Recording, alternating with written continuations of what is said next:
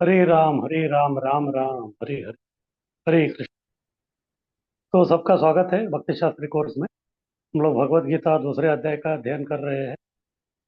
तो अर्जुन के चार प्रश्न हैं, उसका कृष्ण जो है उत्तर दे रहे हैं। अभी तीसरे प्रश्न का उत्तर अभी कृष्ण दे रहे, उसको हम लोग आगे बढ़ाते हैं। श्लोक 62। एक भी अनियंत्रित इंद्रिय से विनाश होगी। ध्यायतो विषयान पुंसा संगस्तेषुपजायते, संगात् संजायते काम, कामात् क्रोधो भी जायते। तो इधर अभी बता रहे हैं कि इंद्रिय निग्रह करना जो है बहुत जरूरी है, क्योंकि अर्जुन सोच रहा है कि वो बिना इंद्रिय निग्रह के जाके सन्यासी बने, लेकिन इस प्रकार से जो है वो नहीं होगा। और सन्यासी इस शब्द का भी अर्थ है सम्यक नासी, यानी कि संपूर्ण रूप से वो व्यक्ति त्याग दिया हो। जब व्यक्ति का इंद्रिय निग्रह नहीं होता तब तक वो संपूर्ण जो है चीजों को त्याग नहीं करता। तो इसलिए इंद्रिय निग्रह जो है वो बहुत ही आवश्यक है। और इधर तो बता रहे कि अगर एक भी अनियंत्रित इंद्रिय है तो फिर उससे जो है विनाश हो ही जाता है व्यक्ति। जैसे गरुड़ पुराण में भी कहते हैं, हमारे भी पांच इंद्रिय अलग अलग। ये पांचों इंद्रिय में जो है अगर एक भी इंद्रिय जो है अनियंत्रित हो गया तो फिर उससे व्यक्ति का जो विनाश हो जाए। तो जैसे गरुड़ पुराण में बोलते हैं कि भृंग मातंग कुरंग मीन। तो सबसे पहला है भृंग। भृंग यानी कि भंवरा। तो भंवरा क्या करता है, वो जो फूल के अंदर जो मकरंद है तो उसके प्रति वो आकर्षित हो जाता है, और वो इतना आकर्षित होकर उसके अंदर जाके बैठ जाता है। लेकिन जैसे हम जानते हैं कि जैसे अंधेरा हो जाता है तो फिर कमल जो है वो अपना पंखुड़ियों को बंद कर देता है।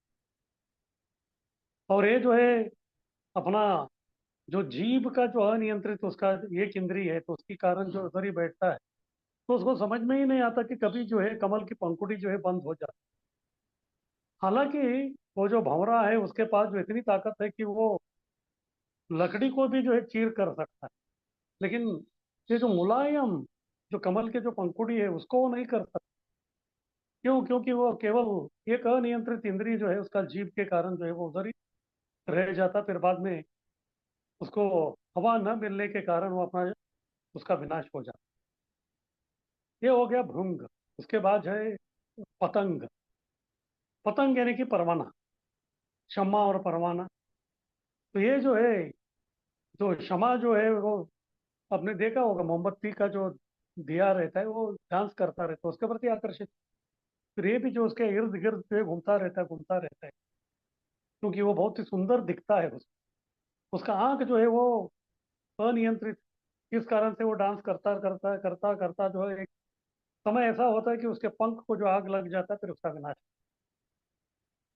तो इस प्रकार से भृंग, पतंग, कुरंग। कुरंग का मतलब हिरन। हिरन जो है वो बहुत ही तेज भागता है, उसको पकड़ना इतना आसान नहीं है। लेकिन उसका भी एक इंद्रिय जो है अनियंत्रित रहता है, उसका जो कान है। तो ये जो शिकारी है उसको जो है सुंदर जो है वाद्यों का आवाज सुनाता है। तो जैसे संगीत वाद्य का आवाज वो सुनता है तो फिर भागते हुआ जो हिरन है वो रुक जाता है, फिर वो मदोन्मत्त हो जाता है, वो सुनने में तल्लीन हो जाता है। तभी जो है शिकारी आके जो है उसको जाल में उसको फंसा देता है। इस प्रकार केवल एक उसका अनियंत्रित इंद्रिय, यानी कि उसका जो कान, इसकी वजह से जो है उसका विनाश होता है। फिर उसके बाद मातंग। मातंग यानी कि हाथी। हाथी को पकड़ना इतना आसान नहीं है, क्योंकि बहुत ही शक्तिशाली है। लेकिन उसका भी जो है एक इंद्रिय, यानी कि उसका जो स्पर्श है, स्पर्श देने वाला जो इंद्रिय है, उसके कारण उसका विनाश होता है। तो ये लोग क्या करते हैं, खड्डा खोदते हैं, उसके ऊपर जो है घास रख देते हैं, और उसके उस तरफ जो है हथनी को रखते हैं। और हथनी को जैसे हाथी देखता है तो उसको देख के जो है वो उसका स्पर्श करने की इच्छा से, उसका संग करने की इच्छा से वो भागते हुए आता है, फिर बाद में गड्ढे पे गिर जाता है। इस प्रकार से जो है उसका भी विनाश हो जाता है। उसके बाद है मीन। मीन यानी कि मछली। तो मछली जो है उसका जो जीभ है, तो जीभ के कारण जो है उसका विनाश हो जाता है। तो मछली को पकड़ने के लिए क्या करते हैं, कुछ तो लगाते हैं, तो खाने के लिए जब वो आता है तो फिर उसको पकड़ लिया जाता है, उसका विनाश। इस प्रकार हम देखते हैं कि ये जो पांच जो प्राणियां हैं ये अपना एक अनियंत्रित इंद्रिय के कारण जो है इनका विनाश हो जाता है। लेकिन हमारी स्थिति देखिए, हमारी बेबसी इतनी है कि हमारे 5 इंद्रिय है और पांचों इंद्रिय जो हमारे बस में नहीं, हमारे पांचों इंद्रिय बस में नहीं है, तो फिर बहुत मुश्किल हो जाता है। इस प्रकार से जो है बहुतांश जो लोग हैं उनका विनाश हो ही जाता है। तो इसीलिए इधर बोल रहे हैं कृष्ण कि अगर आपका एक भी इंद्रिय जो अनियंत्रित है तो फिर आपका विनाश हो जाए, अब सन्यासी नहीं बन सकते। और अर्जुन जो अभी इतना टेंशन में है, इतना तनाव में है, तो फिर उसका एक भी इंद्रिय वश में नहीं है। इसीलिए कृष्ण उनको चेतावनी दे रहे हैं, अगर आपका एक भी इंद्रिय जो है निग्रह नहीं है तो फिर आपका विनाश होने वाला। तो किस प्रकार से विनाश होता है? विनाश जो है वो एक साथ में नहीं होता, क्रमशः होता है, धीरे धीरे, स्टेप बाय स्टेप होता है। तो इधर जो है किस प्रकार से विनाश का प्रक्रिया होता है उसके बारे में कृष्ण जो है ये श्लोक और अगला श्लोक में बता रहे हैं। सबसे पहले बता रहे हैं कि ध्यायतो विषयान पुंस, पुंसा यानी कि आदमी। तो आदमी जो है विषयान यानी कि उसका जो भी विषय सुख देने वाला जो वस्तु है, विषय सुख, उस इंद्रिय का जो विषय वस्तु है जो उसको सुख देने वाला ऐसा उसको लगता है, उस विषय वस्तु के बारे में वो ध्यान करना आरंभ कर देता है। यानी कि वो अपना सूक्ष्म इंद्रिय यानी कि मन को ही उधर लगा दिया और उसी के बारे में जो है चिंतन मनन और ध्यान को करता रहता है हमेशा। अभी तक उसको प्राप्त नहीं किया, लेकिन जैसे वो स्मरण करना या ध्यान करना आरंभ करता है तो उसका जो है वो विनाश का प्रक्रिया आरंभ हो ही जाता है। क्योंकि सबसे पहले जो भी हमारा जो मनोकामना रहता है वो मन में आता है, उसके बाद इंद्रिय उसको जो है पूर्ति करते हैं। किस प्रकार से उस विषय वस्तु के बारे में, वो जो भी, वो आँख का हो सकता है, नाक का हो सकता है, जीवा का हो सकता है, कान का हो सकता है, या स्पर्श का हो सकता है, कोई भी, उसके बारे में सबसे पहले मन में उसका ध्यान होता है। फिर उसके बाद संगस्तेश उपजायते, उपजायते, उपजाय यानी कि उसको, उप यानी कि नजदीक, जायते यानी कि जाना। फिर बाद में उसको लगता है कि उस विषय वस्तु के नजदीक जाना, उपजायते, जाके क्या करेगा? संगत, संगस्तेश, उसका संग को प्राप्त करने के लिए उसके नजदीक जाता है, या फिर उसका जो है संपर्क में जाने की वो इच्छा प्रकट करता है। तो उससे क्या हो जाता है? संगात संजायते काम, जैसे वो उधर जाके वो संग करता है, जैसे उधर जाके जो है संग करता है, तो संग से क्या? जायते संजायते, जायते यानी कि उत्पन्न होता है, और संजायते यानी कि संपूर्ण रूप से उत्पन्न होता है क्या? काम। काम यानी कि उसकी जो इच्छा है वो, और इच्छा जो है वो साधारण नहीं रहती, और इच्छा जो है कभी खत्म नहीं होता। आगे कृष्ण फिर से बता रहे हैं कि बद्ध जीव का अवस्था क्या है। आशा पाश शतैर बद्धा, आशा पाश शतैर बद्धा, आशा यानी कि कामना का जो है बहुत ही जो है सैकड़ों जो है उसका ये रहता है, सैकड़ों अलग अलग प्रकार के जो है उसके इच्छाएं रहती है, तो उसको जो है उसका आपूर्ति के लिए जो उस विषय वस्तु से अपना इंद्रिय का जो है वो संग करना चाहता है, तो मनोकामना उसकी बढ़ती है, तो कामनाएं बढ़ती जाती है। जैसे अगर किसी को जो है एक गुलाब जाने जामुन खाने की इच्छा है, तो एक खाने से उसको तृप्त नहीं हो, एक खाने से उसकी और कामना बढ़ेगी, मुझे और चाहिए, और एक खाएगा तो और उसका इच्छा बढ़ेगी कि और चाहिए और चाहिए, इस प्रकार से जो उसका कामना बढ़ती जाएगी। अगर वो कामना, वो इच्छा करता है, फिर वो संग के लिए उधर जाता है, उधर विषय वस्तु के पास जाने के बाद भी अगर उसकी मनोकामना पूर्ति नहीं हुई, तो फिर तभी क्या होगा? कामात क्रोधो भी जायते, अगर इसका उसकी इच्छा पूर्ति नहीं हुई तो फिर वो व्यक्ति जो है काम से जो है वो क्रोध का शिकार बन जाता है, क्योंकि वो नहीं नहीं मिल रहा है, उसको चाहिए, वो जो है पूरा हावी हो रहा है उसके ऊपर, लेकिन वो नहीं मिल रहा है। तो फिर वो जो काम है, जब वो अतृप्त होता है तो फिर वो क्रोध का रूप जो है धारण करता भी जायते, काम जो है वो क्रोध का रूप में वो हो जाता है। फिर इसके बाद और क्या होता है वो अगला श्लोक में बताएंगे। आगे कीजिए।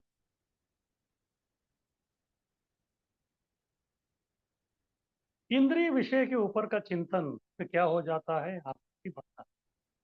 जो भी हमको विषय वस्तु चाहिए उसके बारे में इंद्रिय जैसे ही चिंतन करना आरंभ होता है, तो उस विषय वस्तु के प्रति उस इंद्रिय के आसक्ति हो ही जाए, मुझे वो चाहिए।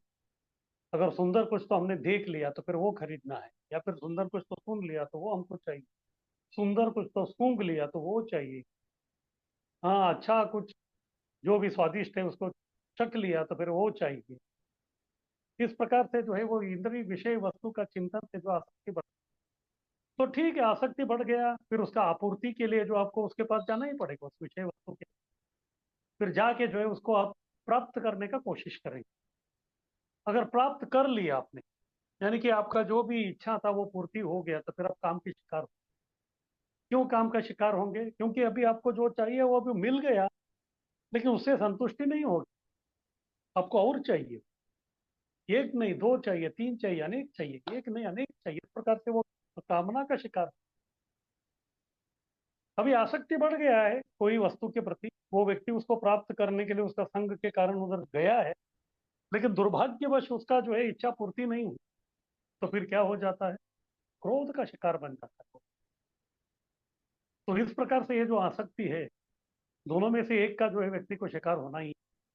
इच्छा पूर्ति हुई तो काम का शिकार, नहीं हुई तो क्रोध का शिकार। इस प्रकार से भौतिक दुनिया में जितना भी आप भौतिक वस्तु के प्रति आसक्ति लगाएंगे, वो जो है आपको हमेशा दुख ही दे।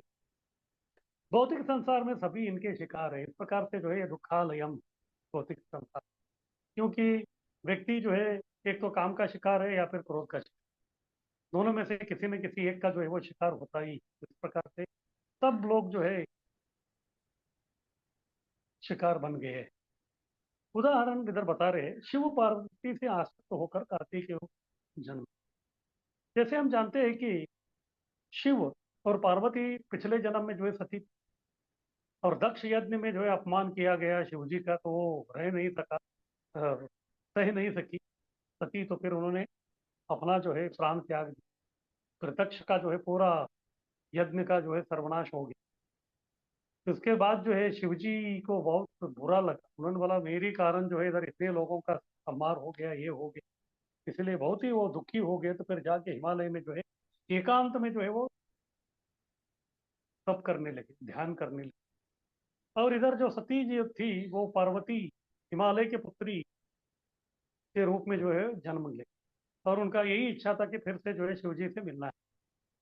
और उसी समय में जो है एक राक्षस था, उनका नाम था त्रिपुरासुर, और उन्होंने ब्रह्मा जी से वर लिया था कि केवल जो है शिव जी और पार्वती का पुत्र से ही उनका संहार हो, क्योंकि उनको मालूम था, क्योंकि शिव जी तो ध्यान में बैठे हैं, तो अभी जो है उनका पुत्र, उनका जो है पैदा होने का संभावना ही नहीं है, इसलिए उन्होंने ऐसा किया। फिर शक्ति प्राप्त करने के बाद देवताओं के ऊपर वो इतना हावी हो गया, तो देवता जो है पूरा तितर बितर हो गए। फिर बाद में वो ब्रह्मा जी के पास जाते, फिर ब्रह्मा जी बोलते हैं कि अभी किसी भी तरह के जो है शिव और पार्वती का समागम होना चाहिए। तब जो है मनमत यानी कि कामदेव को इधर भेजा जाता है। फिर कामदेव जैसे ही शिव जी के ऊपर बाण का प्रयोग करते हैं, तो फिर वो तुरंत जो है आंखें खोल देती है। फिर बाद में जो है पार्वती को देखते हैं, तो पार्वती से वो आसक्त हो जाते हैं। उससे जो उनका एक पुत्र जन्मता है, वो उनका नाम है कार्तिकेय। वही जो है फिर बाद में उस असुर का संहार कर। इस प्रकार से जो है शिवजी जैसे जो महात्मा है या महाजन है, वो भी जो है कभी कभी आसक्त होके जो है वो भी जो है उस काम का जो है शिकार हो जाते हैं। तो फिर उपाय क्या है? ये तो पूरा संसार में जो है इस प्रकार का जो है समस्या है। तो उपाय एक ही है कि भक्ति। केवल भक्ति ही एक चीज है वो जो है आपको अपनी इंद्रियों को विषय वस्तु से दूर रख सकता है। ऐसा नहीं कि इंद्रियों को हम लोग जो है जबरदस्ती इसको बंद करके रखेंगे। अगर आप बोलेंगे कि अरे मैं सुंदर दृश्य देखता हूँ इसीलिए प्रॉब्लम होता है, तो फिर आग के ऊपर पट्टी बांध के नहीं चले, कान को बंद करके नहीं चलेगा, नाक को बंद करेंगे तो प्राणी चला जाएगा, फिर जीपा को काट नहीं सकते। तो उसको क्या करना पड़ेगा? उसका जो है सदुपयोग करना पड़ेगा। तो सदुपयोग कभी होगा? तभी होगा जब हम उस इंद्रियों को भगवान की सेवा में लगे। ऋषिकेन ऋषिकेश सेवनम भक्ति उत्तम, केवल एक उपाय, इसलिए बोल रहे कि भक्ति कर। तो भक्ति करने के बाद इंद्रिय जो है वो किस प्रकार से काम करते हैं, उसका उदाहरण है हरिदास ठाकुर। हरिदास ठाकुर जो है वो फुलिया में थे, तो तभी जो है स्वयं माया देवी उधर आई उनका परीक्षा लेने की। तो माया देवी के प्रति वो आसक्त नहीं हुए, क्योंकि वो नामाचार्य थे, हमेशा जो है भगवान का नाम लेते थे। इस कारण जो है वो हमेशा विषय वस्तु से वो दूर रहते। तो इसका तात्पर्य ये है कि जितना हम हरिनाम लेंगे उतना जो हम लोग विषय वस्तु से दूर रहेंगे। परंतु जितना समय आप हरिनाम लेते रहेंगे उतना समय जो हमारे इंद्रिय विषय वस्तु से दूर रहेंगे। तो इसलिए चैतन्य महाप्रभु ने बोला कीर्तनीय सदा हरि, हमेशा के लिए जो आप हरि का नाम लेते रहिए। तो माया आई हरिदास ठाकुर को ये करने लगे, लेकिन वो परास्त हो, फिर उन्होंने जो है उनसे हरिनाम ले ली। तो इस प्रकार से जो है भक्ति के कारण उन्होंने विजयी हो। तो इसलिए इंद्रिय विषय का जो चिंतन है, जो आसक्ति बढ़ता है, तो उसको हम लोग खत्म नहीं कर सकते, उसको हम लोग डाइवर्ट कर, उसको हम लोग परिवर्तित कर सकते, केवल उसको जो हम लोग भगवान की भक्ति में लगा सकते हैं, भगवान की भक्ति के प्रति जो है आसक्ति हम लोग बढ़ा सकते, तब जाके जो है ये इंद्रिय विषय चिंतन हमारा जो है कंट्रोल में आ सकता। आगे की आगे ये स्टोरी आगे चल रहा है। अभी काम से क्रोध आ गया, क्योंकि कामना आपका पूर्ति नहीं हुई, उसके बाद क्या हो। श्लोक 63, संपूर्ण विनाश। क्रोधात भवति सम्मोह, सम्मोहात स्मृति विभ्रम, स्मृति भ्रंशात बुद्धिनाशो, बुद्धिनाशात प्रणश। क्रोधात भवति सम्मोह, मनोकामना पूर्ति नहीं हुई इसलिए आप क्रोधित हो गए। और जैसे हम देखते हैं कि जब व्यक्ति क्रोधित होता है तो फिर उसका जो है दिमाग काम नहीं करता, बुद्धि सम्मोह। मोह यानी कि विचलित होना, सम्मोह यानी कि संपूर्ण रूप से विचलित होना। इसलिए हम देखते हैं कभी कभी व्यक्ति जो है बहुत ही गुस्से में रहता है, तो फिर आप उसको कितना भी अच्छा बात बोलेंगे तो उसके दिमाग में घुसेगा ही। तो इसलिए तभी क्या करना पड़ेगा, उसका गुस्सा जो है पूरा ठंडा होने तक हमको रोकना। इसलिए कभी कभी लोग आते बाद में आके बोलते प्रभु जी वो भक्त ऐसा क्यों कर रहा है, ये कर रहा है, वो कर रहा है। अभी जैसे वो आता है तो उसको पकड़ के आप बोल नहीं सकते। सबसे पहले जो उसका जो प्रेशर कुकर में प्रेशर बना है उसको जो पूरा रिलीज करना, उसको जितना शिट्टी मारना है मारने दी। एक बार सब खत्म हो जाता है तो फिर वो शांत हो गया तो उसके बाद हम उसको बोल सकते हैं, क्योंकि अभी वो पूरा सम्मोह की अवस्था में। और सम्मोह का क्या हो जाता है, सम्मोह स्मृति भी भ्रम। सम्मोह से वो व्यक्ति भूल भी जाता है कि वो क्या कर रहा है, उसका स्मृति जो है बस उसको स्मरण में रही रहे। जैसे अगर आप जेल में जाएंगे, बहुत सारे जो लोग जो खूनी हैं उनके जाके आप पूछेंगे, हर एक का जो अलग अलग कहानी रहेगा, लेकिन कहानी का जो है तात्पर्य यही निकलेगा कि उस समय में वो उस व्यक्ति को समझ में ही नहीं आ रहा था कि वो क्या कर रहा। आप उसको पूछिए आपने खून क्यों किया, वो बोलेगा कि मैं आपे से बाहर हो गया, और कभी मैं आपे से बाहर हो गया, अनियंत्रित हो गया, मुझे मालूम ही नहीं, तो बस वो एक क्षण, उस क्षण में जो है वो हो गया खत्म। अगर वो क्षण जो है हम लोग टाल देते थे तो फिर शायद ये सब नहीं होता। इस प्रकार से एक प्रकार का पश्चाताप भी रहता है, लेकिन क्या करिए, सम्मोह जो है व्यक्ति का स्मृति विभ्रम करा, उसको स्मरण ही नहीं रहता कि वो क्या कर रहा है। तो स्मृति भ्रंशात बुद्धि नाश हो, जब उसको स्मरण भी नहीं रहता है कि उसको क्या कर रहा है, तो तभी बुद्धि भी काम नहीं कर। या फिर आप उसको जो है कुछ अच्छा सद्बुद्धि का बात बोलेंगे तो वो अंदर घुसेगा ही नहीं, क्योंकि ये जो क्रोध है एक प्रकार का आवरण बना देता है, उसके अंदर कोई भी सिग्नल नहीं जाता, अंदर सिग्नल जो है जाता ही नहीं, वो जो है पूरा प्रकार का क्रोध का कवच बन जाता है।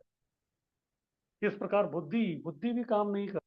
अगर बुद्धि काम करती तो फिर उसको तुरंत मालूम हो जाता था कि अरे मैं गड़बड़ कर रहा हूँ, तभी अपने आप को रोक सकता था, लेकिन जो है बुद्धि भी काम नहीं करती। इस प्रकार जब व्यक्ति का बुद्धि नाश नहीं हो जाता है तो फिर वो व्यक्ति पागल है। जो पागल व्यक्ति उसका क्या है, उसका बुद्धि नाश हो, तो फिर क्या हो जाता है, बुद्धि नाशा प्रणश्यति।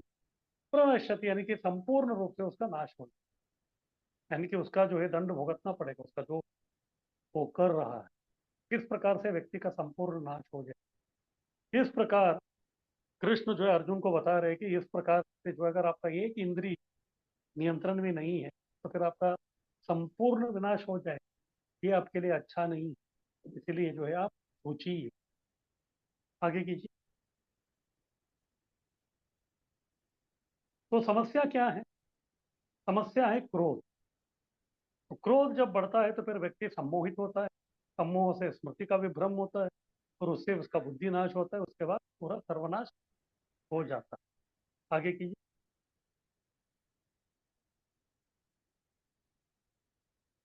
तो उपाय क्या है, उपाय यही है कि आपको जो है अपने इंद्रिय, ये सब कहाँ से चालू हो गया, ये सब चालू हो गया आपका एक अनियंत्रित इंद्रिय। आपका एक अनियंत्रित इंद्रिय के कारण ये सब जो है इतना सब कहानी हो गया, फिर अंत में जो आपका संपूर्ण विनाश हो रहा है। तो इसमें उपाय में जो है अभक्त भी कुछ उपाय करते हैं और फिर बाद में भक्त लोग भी जो है उपाय करते हैं। जैसे अगर आप बाहर के जो लोग हैं वो भी जो है कुछ सेमिनार लेते हैं, हाउ टू कंट्रोल एंगर, यानी कि क्रोध को किस प्रकार से नियंत्रण करें उसके ऊपर, या ओवरकमिंग एंगर, या क्रोध के ऊपर कैसे विजय प्राप्त कर सकते हैं। उनके अपने अपने जो है हथकंडे तरीके रहते हैं किस प्रकार करना है, और भक्तों के जो है अलग प्रकार के। तो क्या है अभक्तों के लिए? अभक्तों का है फल्गु वैराग्य। उनको लगता है कि बस ये जो इंद्रिय है, तो इंद्रिय को जो हमको भौतिक समझ के उसको जो है रोकना चाहिए, लेकिन वो होता नहीं है, वो मुश्किल है।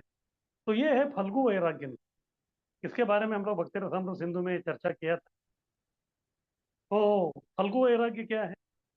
फल्गु यानी कि वो नहीं है, लगता है कि वो वैरागी है। जैसे व्यक्ति जो है, अगर कोई उसका नजदीक व्यक्ति मर गया है तो फिर उसको भी जिंदगी में एक प्रकार का वैराग्य आता है, लेकिन वो वैराग्य केवल स्मशान तक रहे। उसके बाद सब लोग अपने अपने दुनिया में चले जाते हैं। उसको बोलते हैं स्मशान वैराग्य। या फिर एक रहता है मरकट वैराग्य। मरकट वैराग्य यानी कि तो लगता है कि ये व्यक्ति एक ही जगह में है, लेकिन मरकट जैसे जो है अलग अलग जगह में छलांग लगाता है, वैसे ही जो है मन छलांग लगाता रहता है। तो फिर वैराग्य भी वो स्थिर नहीं रहे। तो फल्गु वैराग्य प्रापंचिकतया बुद्धिया हरि संबंधी वस्तुना मुमुक्षु भी परित्यागो वैराग्यम फल्गु कहते हैं। प्रापंचिकतया बुद्धिया यानी कि सब भौतिक समझकर त्याग कर चंचल मन से पतन होता है। प्रापंचिकता, प्रापंचिकता, प्रपंच यानी कि भौतिक संसार, प्रापंचिकता यानी कि भौतिक। प्रापंचिकतया बुद्धिया, भौतिक बुद्धि लगाने का किसके प्रति? हरि संबंधी वस्तु ना। हरि संबंधी वस्तु यानी कि भगवान से संबंधित वस्तु। भगवान से संबंधित वस्तु कौन सा है? इस दुनिया का हर कण भगवान से संबंधित, क्योंकि सब उन्होंने ही निर्माण किया है, सब कुछ तो उन्हीं का ही। तो क्या करना पड़ेगा? बस हमको कुछ नहीं, उनका वस्तु उनको ही देना। जैसे मैं रास्ते में जा रहा था, अभी देखता हूँ कि किसी के पॉकेट से जो है उसका बटुआ गिर गया, तो हमको क्या करना? बटुआ उठा के उसको देना है, क्योंकि वो उसका। इसी प्रकार से इस दुनिया का हर वस्तु जो है वो भगवान का है, तो फिर हमारा कर्तव्य यही है कि हम उनको अर्पण करना। लेकिन ये लोग क्या करते हैं? उनको लगता है कि अरे तो भौतिक है, भगवान तो आध्यात्मिक है, तो भौतिक वस्तु भगवान को क्यों देने। इस प्रकार से जो वस्तुएं भगवान को अर्पण कर सकते थे वो भी नहीं करते। प्रापंचिकतया बुद्धि हरि संबंधी वस्तु ना मुमुक्षु भी परित्याग हो। वो मोक्ष की इच्छा है, लेकिन उसको भी वो परित्याग करके वैराग्यम फल्गु करते। जो वस्तु को वो भगवान के सेवा में लगा सकते थे उसको जो है भौतिक समझ के ये लोग जो त्याग देते हैं, तो उस प्रकार का जो है वो फल्गु वैराग्य। यानी कि जो भौतिक अब जो समझ रहे थे, यानी कि उनको लगता है कि हमारे इंद्रिय भी भौतिक है। जब तक इंद्रिय शुद्ध नहीं होता तब तक हम लोग जो है भगवान की भक्ति नहीं करेंगे। इस प्रकार लोगों का रहता है। कभी कभी, कभी कभी हम लोग बुक डिस्ट्रीब्यूशन के लिए टेबल लगाते हैं, तो लोग आते हैं दूर से ही देखते हैं। हम बोलते हैं नजदीक आ जाओ, वो बोलते हैं कि नहीं नहीं, हम मटन खा के आए तो हम लोग स्पर्श नहीं करेंगे, वो अशुद्ध हो जाए। इस प्रकार अलग अलग उनको जो है पेज लगता रहता है। तो जो भी वो भौतिक समझते हैं तो उसको ही जो है वो लोग भगवान के सेवा में लगा। तो भक्त भी जो है उसका भी अभी जो है अस्तित्व भौतिक ही है, उसकी इंद्रिय भी भौतिक है, लेकिन वो क्या करता है? वही भौतिक इंद्रियों को भगवान के सेवा में लगाता है, वो लोग नहीं करते। इस प्रकार से जो है वो सही उपयोग न करने के कारण उनका हमेशा जो है इंद्रियों को भौतिक आसक्ति में लगा के उनका विनाश होता है। सब भौतिक समझकर त्याग कर चंचल मन से वो पतन हो जाते हैं। वही भक्त का क्या है? उनका युक्त वैराग्य। तो युक्त वैराग्य में क्या है? तो युक्त वैराग्य में जो है सब कृष्ण सेवा में लगा के विनाश से वो लोग बचते हैं। युक्त वैराग्य में उसका उल्टा है। तो जो भी है हरि संबंधी वस्तु जो भी है वो भगवान के सेवा में लगा, सब कुछ भगवान के सेवा में लगा सकते हैं। किस प्रकार से लगाना है वो बुद्धि भी भगवान ही देते। इस प्रकार लगाने से क्या है? वो अपने स्वार्थ के लिए कुछ नहीं कर, जो कुछ भी कर रहा है वो भगवान की संतुष्टि के लिए कर रहा है। इसलिए जो भगवान संतुष्ट हो जाते हैं तो फिर वो व्यक्ति अपने सभी इंद्रियों को अच्छी तरह से भगवान के सेवा में लगाने के कारण उसका विनाश नहीं होता, वो विनाश नहीं। तो ये एक ही उपाय है, यानी कि ऋषिकेन ऋषिकेश से वनम। इससे जो है व्यक्ति का इंद्रिय जो है अगर अनियंत्रित हो गए तो भी समस्या नहीं है कि वो इंद्रिय जो अपने आप नियंत्रण में आ जाए, अपने आप जो है वो नियंत्रण में आ जाए। आगे की अभी हो गया तीसरा प्रश्न, वो कैसे बैठता है। अभी चौथा प्रश्न, 64 से 71 वो कैसे चलता है उसके बारे में भी बताएंगे।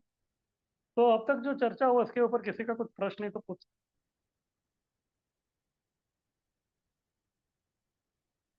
हरे कृष्ण प्रभु जी, दंडवत प्रणाम। हाँ हरि बोल।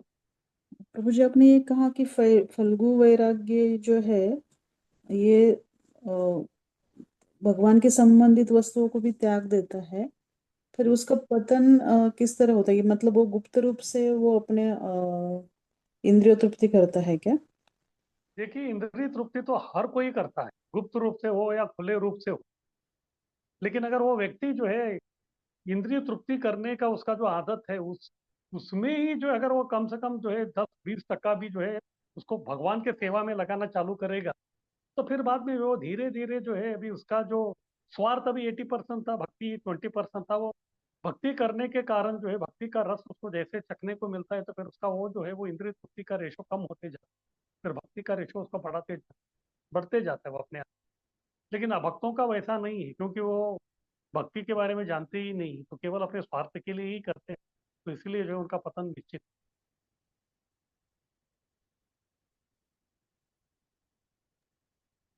अब हरे कृष्णा प्रभु जी। हाँ बोलिए। प्रभु जी, इधर जो सती का उदाहरण आया है, दुर्गा देवी ही सती है, राइट?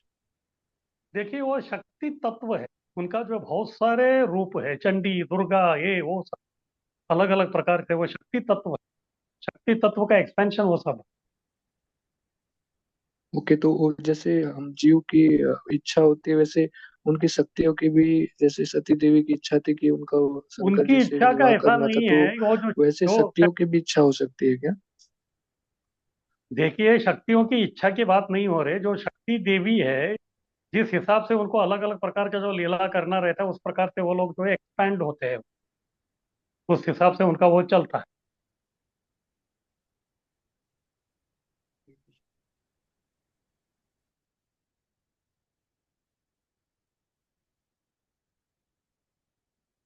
और किसी का कुछ प्रश्न?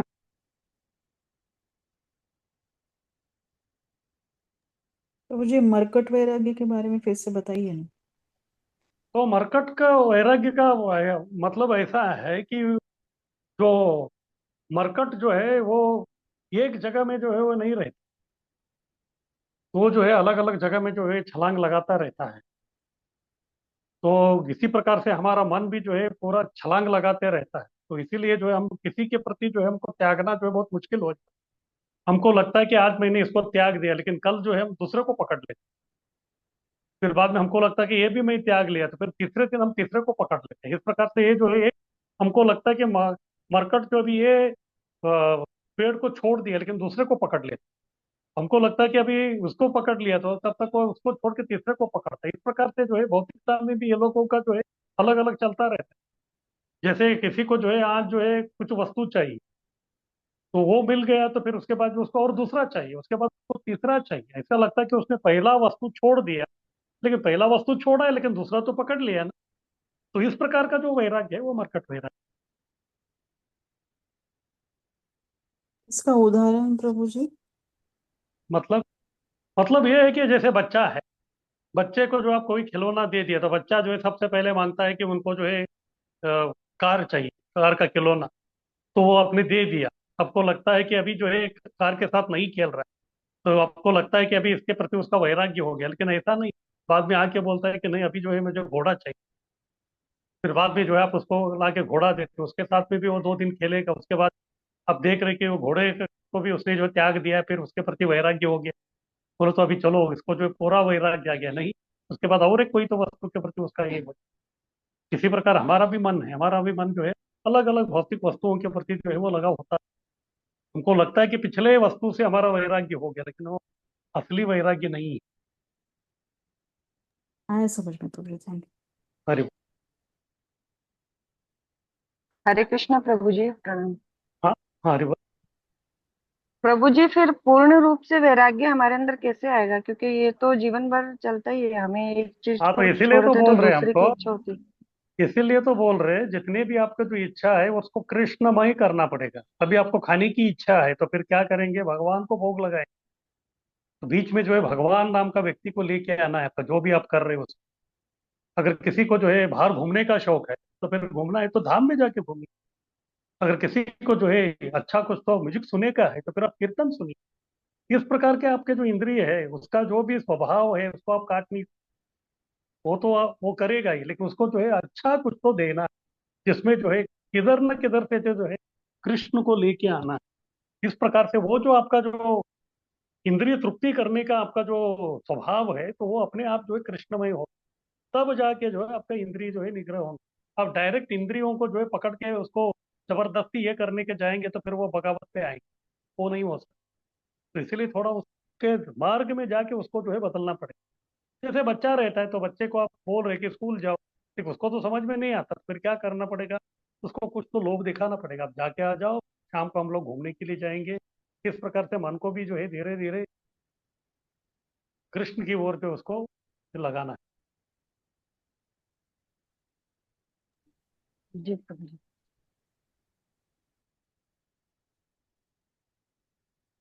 हरे कृष्णा। हरी बोल। हाँ प्रभु जी। हाँ, मेरा एक प्रश्न है। अभी आपने कहा कि काम क्रोध मतलब उत्पन्न होता है जब हम भगवान का भक्ति से हट जाते हैं, तो हम भक्ति में रह के कई बार जो भी पाप करते हैं उनको देख के गुस्सा आता है, वो भी मतलब काम की वजह से क्या क्रोध की वजह से ऐसा होता है, वो भी पाप है? देखिए क्या है कि बद्ध अवस्था में जो है अभी हम लोग पूरा शुद्ध नहीं है, और हमारा जो है इतने सालों का जो कचरा है वो एक दिन में नहीं जाए, बीच बीच में जो है वो आते रहेंगे। लेकिन अभी कम से कम आपको ये मालूम हो रहा है कि ये गलत। अगर व्यक्ति को ये गलत है मालूम ही नहीं है तो फिर वो गलती करता ही रहेगा। अभी भक्ति आरंभ कर किया हम लोगों ने, इसका जो है सबसे बड़ा जो है उपयोग ये है कि हमको मालूम हो रहा है कि हम क्या गलत कर रहे हैं। और कभी कभी स्वभाव के कारण उस प्रकार हो जाता है तो फिर हम लोग जो है अपने आप को जो है कोसते हैं, अरे ऐसा नहीं करना चाहिए। तो उससे क्या हो जाएगा, अगली बार जब आप उसको करेंगे तो फिर जो है तुरंत आपका बुद्धि जो होगा, अरे पिछली बार तुम गड़बड़ किए थे इस बार। इस प्रकार से धीरे धीरे धीरे धीरे जो है अलग अलग आपके जो भी अलग अलग प्रकार के जो आपके जो अनर्थ है तो उसको जो आपको पहचान होगा, फिर उसको जो है बुद्धि जो है आपको मार्गदर्शन करेगा, फिर धीरे धीरे जो आपका प्रगति होता धन्यवाद प्रभु। रहेगा।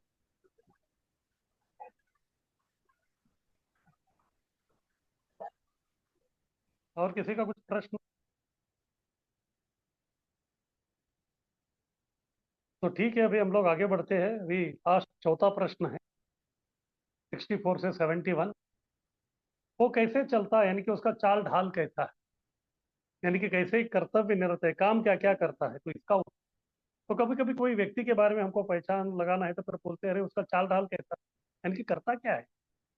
तो इस प्रकार से अर्जुन को भी पता लगाना है कि ये जो योगी व्यक्ति है तो ये करता क्या है, किस प्रकार से कर्तव्य निरत। इसका उत्तर अभी कृष्ण उनको दे रहे हैं। आगे कीजिए।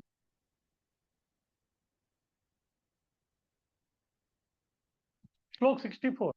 नियम पालन से वो इंद्रिय निग्रह करता है। अभी पिछले यहाँ तक उन्होंने बताया है कि किस प्रकार एक इंद्रिय निग्रह न करने के कारण किस प्रकार विनाश होता है। तो फिर अभी प्रश्न उठता है कि फिर किस प्रकार इंद्रिय निग्रह करता है, बोले तो उसके लिए वो किस प्रकार कर्तव्य निरत करता क्या है। तो उसके बारे में जो है कृष्ण बता रहे कि वो नियम पालन करता है। नियम पालन से जो है एक प्रकार का उसका संतुलित जीवन होता है, तो फिर इंद्रिय जो है अपने आप निग्रहित हो जाती है। राग द्वेष विमुक्त विषयान इंद्रिय शरण आत्मवश्येर विधेयात्मा प्रसादम अधिगच्छति। प्रसादम, प्रसादम यानी कि भगवान की कृपा, अधिगच्छति, अधि यानी कि जाना, गच्छति यानी कि जाना, अधि यानी कि नजदीक, भगवान के कृपा की तरफ ये व्यक्ति जाता है। तो कौन? राग द्वेष विमुक्त। राग यानी कि आसक्त, और द्वेष यानी कि ईर्ष्या। विमुक्त है इसको, केवल मुक्त नहीं, विमुक्त यानी कि संपूर्ण रूप से ये दो चीज जो व्यक्ति ने छोड़ दिया है, भौतिक आसक्ति और भौतिक द्वेष। क्योंकि यही कारण से हमारा पतन हुआ है। आगे कृष्ण बताते हैं हम लोग भगवत धाम से इधर क्यों आ गए। इच्छा द्वेष समुत्थेन द्वंद्व मोहेन भारत। इच्छा और द्वेष के कारण हम लोग आ गए। तो इच्छा जो है वो आसक्ति राग है, और इच्छा द्वेष वो द्वेष। तो इसलिए जब तक ये दो कारण से हमारा पतन हुआ है, तो जब तक हम लोग ये दो के ऊपर हम अपना काम नहीं करते, उसको नियंत्रित नहीं करते, तब तक वापस नहीं जाते। तो इसीलिए इधर बोल रहे हैं कि राग द्वेषो विमुक्त है। जो व्यक्ति भौतिक आसक्ति और भौतिकता का प्रति जो द्वेष है, उसको वो व्यक्ति मुक्त हो गया। विषयान इंद्रिय चरण, विषयान इंद्रिय चरण, अगर उसके जो इंद्रियां है वो विषय वस्तु के ऊपर जो है वो जाने नहीं दे रहा है। क्यों जाने नहीं दे रहा है? क्योंकि विषय वस्तु के ऊपर इंद्रिय कभी जाते हैं, दो कारण से जाते हैं, एक राग और एक द्वेष। एक तो उसके प्रति आसक्ति, इसीलिए अब वो इंद्रिय जो है हमारा उस वस्तु के ऊपर जा रहा है, या फिर उसके प्रति कुछ तो द्वेष है, इसलिए हम लोग उसके बारे में सोच रहे हैं। एक वस्तु के बारे में सोचना कभी होता है जब उसके प्रति आसक्ति रहता है या उसके प्रति द्वेष रहता है। लेकिन जब आप उस व्यक्ति या वस्तु के प्रति अपनी आसक्ति या द्वेष तो खो दिया है, तो फिर अपने आप जो विषयान इंद्रिय चरण, तो इंद्रियों का जो उस विषय वस्तु के प्रति जो है चरण यानी कि जाना जो है वो अपने आप बंद हो जाए। तभी क्या होगा? आत्मवैशेर विधेय आत्मा, तभी उसकी जो आत्मा है, इधर आत्मा का अर्थ मन भी होता है, मन बुद्धि वो जो है वो भी जो है वशे, उसका जो वश में आ जाता है। विधेय आत्मा, फिर वो व्यक्ति जो विधेय हो जाता है यानी कि शरणागत हो जाता है। इस प्रकार भगवान के प्रति शरणागत हुआ ये जो व्यक्ति है, वो प्रसादम अधिगच्छति, उस व्यक्ति को जो है भगवत कृपा की तरफ वो व्यक्ति जाता है। इस प्रकार से वो व्यक्ति नियम पालन करता है। नियम पालन करते करते, नियम पालन दो ही है, राग द्वेष विमुक्त करना, यही नियम पालन। इससे जो है उस व्यक्ति का इंद्रिय निग्रह होता है। आगे की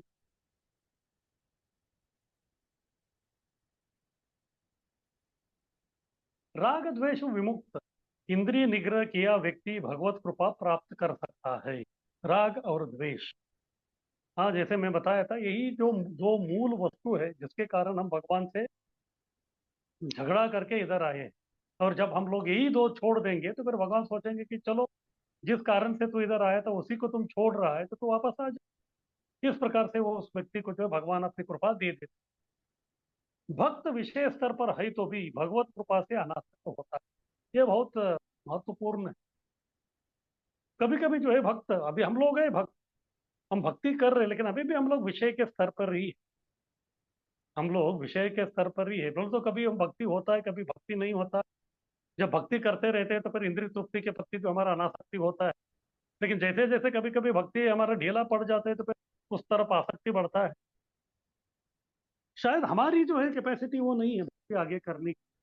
लेकिन इस समय में क्या हो जाता है कि भगवान जो है हमको मदद कर, भगवान क्यों मदद कर रहे हैं? क्योंकि वो देख रहे हैं कि कम से कम इसको मेरे सेवा करने की जो है इच्छा हो रही, सेवा करने की जो है इच्छा हो रही है, तो ये देख के जो है बस वो जो है सब कुछ करने के लिए तैयार होता है। तो इस प्रकार से आप देखेंगे चैतन्य महाप्रभु का जो चैतन्य लीला है, उसमें जो है बहुत सारे लोग थे, बहुत सारे भौतिकवादी लोग थे, मायावादी लोग थे, सबका उन्होंने उद्धार किया। ऐसा नहीं कि वो लोग जो है कुछ बहुत ही योग्य थे या फिर ऐसा कुछ तो उन्होंने बड़ा काम कुछ तो किया था इसीलिए जो उनके ऊपर भगवान की कृपा हो गई, नहीं। ये लोगों का हम देखेंगे तो फिर केवल एक हमको समझ में आता है कि ये लोग जो है कुछ ना कुछ सेवा करना चाहते थे चैतन्य महाप्रभु की तरफ। केवल उन्होंने वो देख लिया, ये सेवा प्रवृत्त हो रहा है। और अंत में जो जीवात्मा है उसका स्वरूप क्या है? जीवेर स्वरूप है कृष्णेर नित्यदास। तो जैसे भगवान देखते हैं कि ये जो व्यक्ति है अपना स्वरूप को जो है थोड़ा उसको फिर से जो है दास बनने की इच्छा कर रहे हैं, तो बस उसी को जो है पकड़ के जो उसको ऊपर इतना कृपा देते हैं कि वो उसको अपना दास बना। जैसे सार्वभौम भट्टाचार्य थे, वो मायावती थे, लेकिन चैतन्य महाप्रभु को जो है उन्होंने एक सेवा किया। क्या?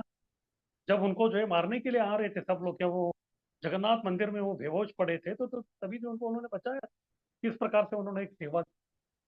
इस प्रकार से चैतन्य महाप्रभु बोलते हैं कि मायावादी कृष्ण अपराध, लेकिन ये जो मायावादी व्यक्ति था, इन्होंने उनके प्रति कुछ सेवा किया था, तो इसके प्रति जो है उन्होंने अपना कृपा उनको दे दिया। इस प्रकार से वो भक्त बन गए। तो इस प्रकार से जो है चैतन्य महाप्रभु, जैसे प्रकाशानंद सरस्वती था वाराणसी, तो वो भी जो है चैतन्य महाप्रभु का आके जो है ऊपर बैठने के लिए उनको निवेदन किया, तो वो एक बहुत बड़ा सेवा था। तो बस उतना ही सेवा देख के जो है भगवान उनके ऊपर पूरा कृपा कर दिया।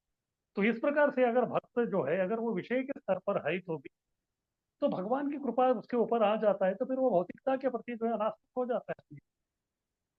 और ये भगवत कृपा ही है जो हमको भौतिकता से अनासक्त कर, हम अपने कैपेसिटी से, अपने बलबूते पे, अपने शक्ति पे कभी भी हम लोग जो अनासक्त नहीं हो सकते। हम अनासक्त होने के लिए भगवान की कृपा की नितांत आवश्यकता है। तो इस प्रकार से जो है जितना हमको भगवत कृपा प्राप्त होगी उतना हम लोग इसके प्रति आसक्त होते रहेंगे। और संपूर्ण रूप से जब भगवत कृपा हमारे ऊपर होगी तभी जो है हम लोग संपूर्ण रूप से अनासक्त होंगे। तभी भगवान सोचेंगे कि अभी तू इधर क्या कर रहा है, तो आ जा। अभक्त कृत्रिमता से मन नियंत्रण करके भी पतन होता है।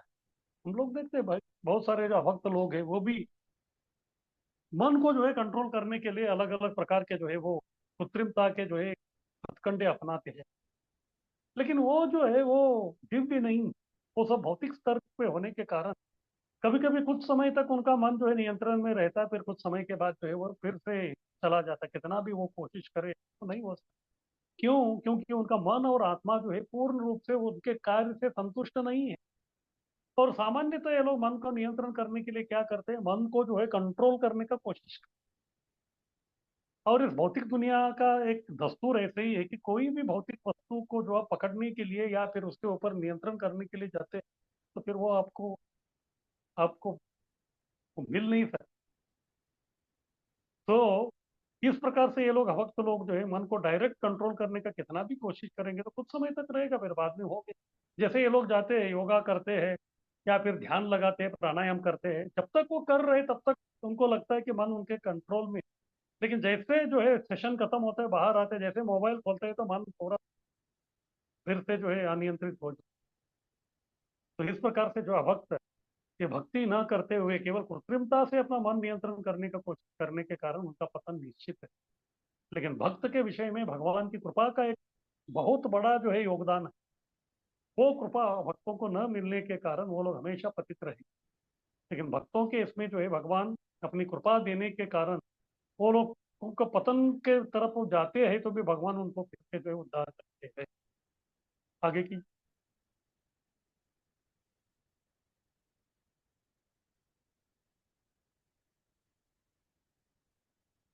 श्लोक 65। भक्त को दुख नहीं होता क्योंकि वो भगवान को शरणागत है, तो इसलिए जो है दुख उनको, अब दुख आया तो भी वो उतना सताता नहीं। प्रसादे सर्व दुखानाम हानि रस्योपजायते प्रसन्न चेतसो हैशो बुद्धि पर्यवतिष्ठत। अभी प्रसाद है, उसको प्रसाद मिल गया, प्रसादम अधिगच्छति, यानी कि भगवत कृपा की ओर जो है वो व्यक्ति चला जाता है जब वो राग द्वेष विमुक्त हो जाता है। तो जब उसको भगवत कृपा की ओर जब जाता है तो फिर आगे क्या होता है, प्रसादे सर्व दुखानाम हानि रस्योपजायते। अभी जब दुख होता है तो फिर व्यक्ति को हानि होना चाहिए, ये नॉर्मल, स्वाभाविक। जैसे अगर किसी को दुख होता है तो हानि के कारण उसको दुख होता है, पे दुख से जो उसका हानि होता है जो भी, तो हानि जो उसको वो होना ही है। सर्व दुखानाम हानि रस से उपजायते, सर्व दुखानाम सभी प्रकार के जो दुख है उसके उपजायते, उसका क्या उत्पन्न है, हानि। उससे जो कुछ ना कुछ उस व्यक्ति को नष्ट होता है। लेकिन प्रसादे, प्रसाद यानी कि जो भगवान का कृपा है वो क्या कर देता है, उसके सभी प्रकार के जो दुख से आने वाला जो हानि है उसको जो है खत्म कर। क्यों? प्रसन्न चेतसो हैशो बुद्धि पर्वत पर्यतिष्ठते। प्रसन्न चेत, जब उसको भगवत कृपा मिलती है तो तभी उसका जो चेत मन जो है प्रसन्न हो जाता है। वो भक्तों का जो इस प्रकार नहीं होता। प्रसन्न चेतस, उसका जो है मन, चेतना जो है प्रसन्न होने के कारण फिर बुद्धि हैशो बुद्धि पर्यवतिष्ठते, उसकी बुद्धि जो है पराकाष्ठता पे जो पहुंच जाती है, यानी कि पूरा अच्छा बुद्धि के साथ वो काम करता है। जब व्यक्ति अच्छा बुद्धि के साथ काम करता है तो फिर उसके जीवन में दुख नहीं आता। तो ये क्यों अर्जुन को सुना रहे हैं, क्योंकि अभी वो दुखी है। क्यों दुखी है? क्योंकि उसका जो मन है वो प्रसन्न नहीं है। और मन प्रसन्न नहीं होने के कारण उसका बुद्धि भी काम नहीं कर रही, बुद्धि जो ऊपर होना चाहिए वो अभी पाताल में गया। तो बुद्धि पाताल में जाने के कारण उसका जो है दुख जो है वो जा ही रहा है। तो फिर इस दुख से वो बाहर कैसे आएगा, जब उसको प्रसाद मिलेगा, यानी कि जब भगवान की कृपा मिलेगी। और अभी भगवान की कृपा मिलना उसको आरंभ हो गया है। क्यों? क्योंकि वो अपनी पूरा इंद्रिय और मन को जो है भगवान के शरणागत कर दिया। क्योंकि अर्जुन ने जो है पूरा अपना मन और इंद्रियों को भगवान के शरणागत कर दिया है, तो फिर अभी उसको प्रसाद मिले, भगवान की कृपा मिले, तो अभी उसका जो दुख है, तो दुख से आने वाला जो हानि है वो जो है पूरा खत्म हो जाएगा। फिर उसका जो मन है वो प्रसन्न हो जाएगा, और बुद्धि फिर से जो है स्थिर हो जाएगा। फिर उसको समझ में आ जाएगा कि अभी उसको करना क्या है। आगे की।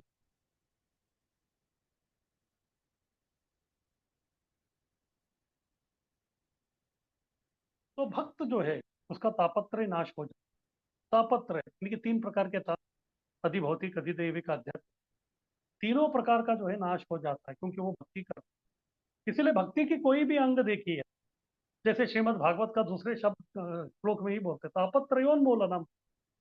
जो व्यक्ति श्रीमद् भागवत का पठन करता है तो तापत्रयोन्मूलन, उसमें वो शक्ति है, वो पूरा तापत्रय को नाश कर देता है। हरि नाम, वो भी तापत्रय नाश करता है। भगवान का सेवा, वो भी तापत्रय नाश करता है। इस प्रकार भक्त जो भी सेवा करता है तो उससे जो उसका तापत्रय जो है वो पूरा नष्ट हो जाता है।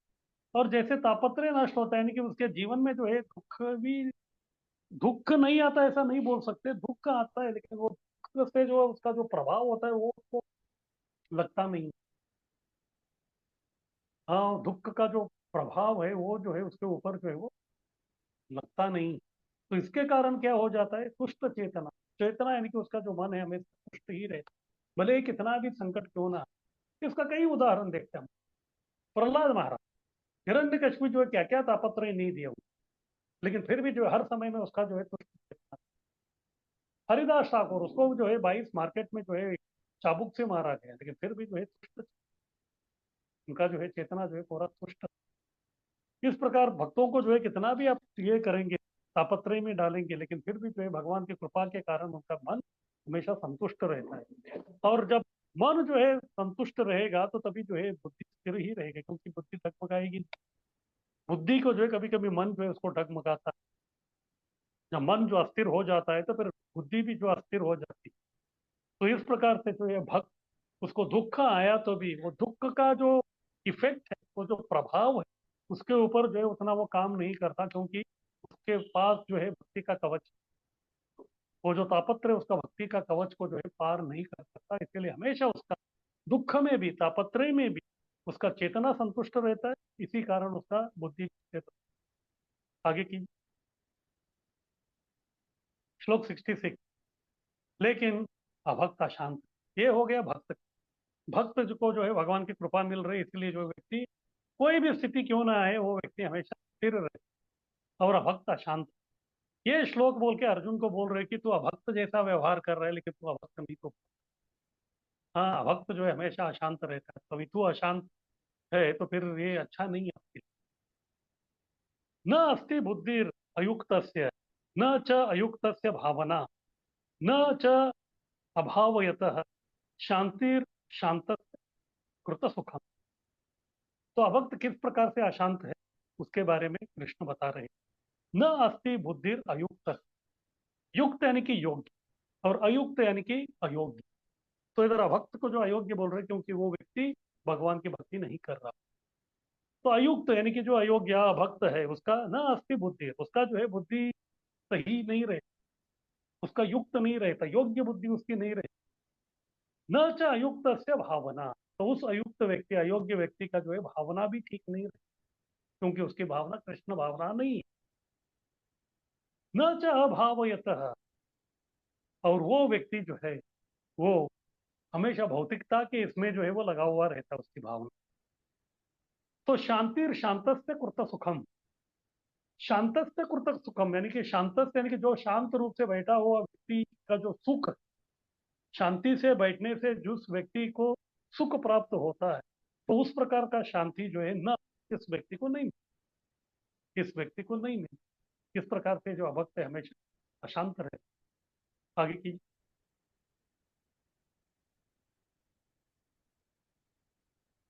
तो अभक्त जो है उसका बुद्धि स्थिर नहीं है, क्योंकि भगवत कृपा उसको प्राप्त नहीं है। तो इसीलिए जो हमेशा उसको जो माया के साथ डायरेक्ट संघर्ष करना पड़ता है, और उसका सपोर्ट के लिए, उसका सहायता के लिए कोई नहीं। और जैसे बुद्धि अस्थिर हो जाता है तो फिर मन भी चंचल हो जाता है। जैसे बुद्धि जो है काम नहीं करता है तो फिर उसका इफेक्ट जो है तुरंत मन के ऊपर आता है, मन अस्थिर हो जाता है। और अस्थिर मन में जो है वाला जो व्यक्ति है, न उसको सुख मिलता है न शांति मिलती है। क्योंकि सुख और शांति प्राप्त करने के लिए मन जो है एक जगह रहना बहुत जरूरी है। अगर उसको, जैसे अगर किसी को जो है गुलाब जामुन अच्छा लगता है, उसके सामने मैं जो है पूरा बक्सा भर के गुलाब जामुन रख, लेकिन इसके पहले जो है कोई व्यक्ति जो है उसको जो इतना गाली दिया है कि उसका मन अस्थिर है। अभी गुलाब जामुन उसको अच्छा लगता है, गुलाब जामुन खाने से उसको एक प्रकार का जो है सुख का अनुभव होता है, लेकिन अभी मन अस्थिर होने के कारण कितना उसने गाली खाया है, तो उसके सामने जो है मैं गुलाब जामुन का पत्ता दूंगा तो वो एक तो खाने की उसकी इच्छा नहीं होती, या फिर खाएगा तो फिर उस प्रकार का सुख उसको नहीं होता है। यानी कि सुख का जो हमको जो भावना जो है वो मन से प्रकट, हाँ ये सब मानसिक है। मन से ये जो सुख दुख का जो हमको अनुभव होता रहे, क्योंकि मन ही अस्थिर है, तो इसीलिए जो वस्तु उसको जो है सुख देना चाहिए, शांति देना चाहिए, तो वो भी उसको नहीं दी। इस प्रकार से जो हमारा हमेशा अशांत रहता है। आगे की,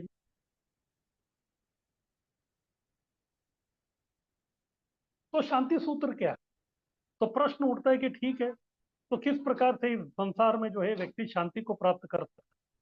तो शांति का सूत्र जो है भगवत गीता 5वें अध्याय का आखिरी श्लोक 29, उसमें जो है कृष्ण बताते हैं, भोक्तारम यज्ञ तपसा सर्वलोक महेश्वरम गुरुदम सर्वभूतानाम ज्ञात्वा माम शांति, ज्ञात्वा माम शांति मृच्छते। ज्ञात्वा यानी कि जानने के बाद, जो व्यक्ति ये सब जानेगा उसको क्या होगा? माम शांति मृच्छते, यानी कि उसको शांति मिलेगी।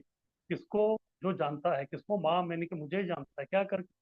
भोक्तारम यज्ञ तप, इस संसार के जितने भी यज्ञ हैं या जितने भी हम लोग तप करते हैं, वो किसके लिए करना है? उसका असली भोक्ता कौन है? वो है भगवान ही। यानी कि आपको कुछ यज्ञ करना, कुछ तप करना है तो भगवान के लिए करना है। जब तक आप भगवान के लिए यज्ञ या तप नहीं करते, तब तक शांति आपको नहीं मिलेगी, क्योंकि भगवान ही असली भोक्ता है। भोक्ताराम यज्ञ तपसा सर्वलोक महेश्वर, इस संसार के जितने भी जो लोक है उसका ईश्वर यानी कि नियंत्रक भगवान ही, ये भी हमको जानना है। क्यों? क्योंकि भोक्ताराम यज्ञ तपस, तो यज्ञ और तप करने वाले जो लोग हैं, सामान्य साधारण से जो कर्मकांड के लोग हैं, उनको लगता है कि वही भोक्ता है। उनको लगता है कि उनको, क्योंकि उनको कुछ तो भौतिक चीज चाहिए। लेकिन जब वो समझेंगे कि यज्ञ पुरुष विष्णु है, तप भी विष्णु के लिए करना है, भगवान के लिए करना है, तो वो भोक्ता है, तो फिर उनको जब वो करते हैं तो फिर उनको दूसरे लोक जाने का जो है उनको एक अवसर प्राप्त होता है। तो फिर आगे बोल रहे कि अगर आपको दूसरे लोक जाने के अवसर प्राप्त हो ही भी रहा है, तो फिर आपको ये भी समझना है कि मैं लोकेश्वर भी हूँ। जो भी लोक में आप जाएंगे, सर्वलोक महेश्वर, सभी लोकों का जो है ईश्वर मैं ही हूँ, महेश्वर हूँ। ऐसे तो ईश्वर बहुत है, लेकिन महा ईश्वर मैं ही। यानी कि आप यज्ञ तप करके अगर उन्नत लोक में भी जाएंगे, तो उधर का भी नियंत्रक मैं ही हूँ, ये वो बता रहे हैं। और तो ठीक है, फिर आगे भोक्ताराम यज्ञ तपसा सर्वलोक महेश्वर सुहृदम सर्वभूतानाम, सुहृदम सर्वभूतानाम, यानी कि जितने भी जो लोग हैं उनके सुहृद यानी कि शुभ चिंतक मैं ही हूँ। इस संसार में जो है कोई व्यक्ति किसी का शुभ चिंतक नहीं बन। क्यों? क्योंकि वो व्यक्ति उनके साथ हमेशा नहीं रहे। जैसे हमारे जो संबंधी जो भी है, तो वो लोग जो है अंतिम समय तक हमारे साथ नहीं आते। ऐसे बोलते हैं कि जो पत्नी है वो केवल दहलीज तक आती, पति मरने के, फिर बाद में सगे संबंधी जो है वो केवल स्मशान तक आते, और पुत्र जो है वो केवल चिता तक आता। फिर उसके आगे तो बस केवल परमात्मा ही। अगला जन्म जब जाता है, तो आत्मा जब जाता है तो उनके साथ परमात्मा ही। किस प्रकार से वो सुहृद है, किस प्रकार से जो है वो सुहृद है, यानी कि शुभ चिंतक। तो ये जो व्यक्ति जानता है भगवान के बारे में ये तीन चीज, यानी कि भगवान ही भोक्ता है, लोकेश्वर है, सुहृद है, तब जाके जो उस व्यक्ति को शांति मिलता है, क्योंकि उसको मालूम होता है कि सब कुछ भगवान की इच्छा से हो रहा है, तो मेरे कारण कुछ नहीं हो रहा है, तो अपने आप वो शांत हो जाए। जब तक व्यक्ति समझता है कि मेरे मुझसे ही सब कुछ चल रहा है, मैं ही चला रहा हूँ, जो है ही नहीं हकीकत, जब हकीकत से जो व्यक्ति जो है दूर चला जाता है, तो फिर वो अशांत रहता है। और जैसे हकीकत उसको मालूम होता है, हकीकत को वो कबूल करता है, फिर तुरंत जो है उसको शांति प्राप्त होती है। तो हकीकत क्या है? भगवान ही भोक्ता है, लोकेश्वर है, सूर्य, ये है शांति। क्योंकि अभक्त लोग इसको नहीं जानते, इसीलिए जो उनको कभी शांति नहीं प्राप्त होती। भक्त लोग ये भली बात ही जानते हैं, इसलिए वो शांत हैं। आगे की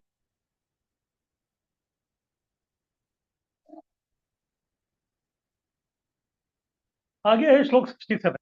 विचलित इंद्रियों पर मन लगा तो बुद्धि का हरण होता है।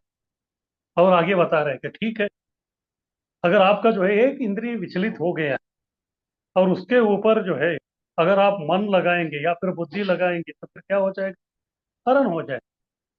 जिस प्रकार से कोई नाव से आपको जो है इसको पार करना है नदी, लेकिन वो जो नाव है, नाव में ही अगर वो छेद है तो उसका आप आश्रय ग्रहण करेंगे तो फिर क्या हो जाएगा, डूबना निश्चित। तो इसी प्रकार मन और बुद्धि को जो है आप उस पर लगा रहे हैं, वो आज ऑलरेडी विचलित। अगर विचलित इंद्रिय का संग जो है मन और बुद्धि करेंगे तो मन भी विचलित होगा और बुद्धि भी विचलित होगा, तो दोनों का हरण हो जाए। ये और ऊंचा समस्या। केवल अब तक जो है केवल कृष्ण स्थूल शरीर के बारे में बोल रहे थे, स्थूल इंद्रिय निग्रह के बारे में, लेकिन वो बोल रहे कि इतना ही नहीं। जब आपके जो है स्थूल इंद्रिय कंट्रोल में नहीं रहते तो उसके पीछे पीछे जो सूक्ष्म इंद्रिय है वो भी विचलित हो जाते। इंद्रियाणामि चरताम यन मनो अनुविधीयते तदस्य हरति प्रज्ञाम वायुर्नाव इमाम भति। तो इधर एक उदाहरण दे रहे हैं, वायुर्नाव इमाम भति।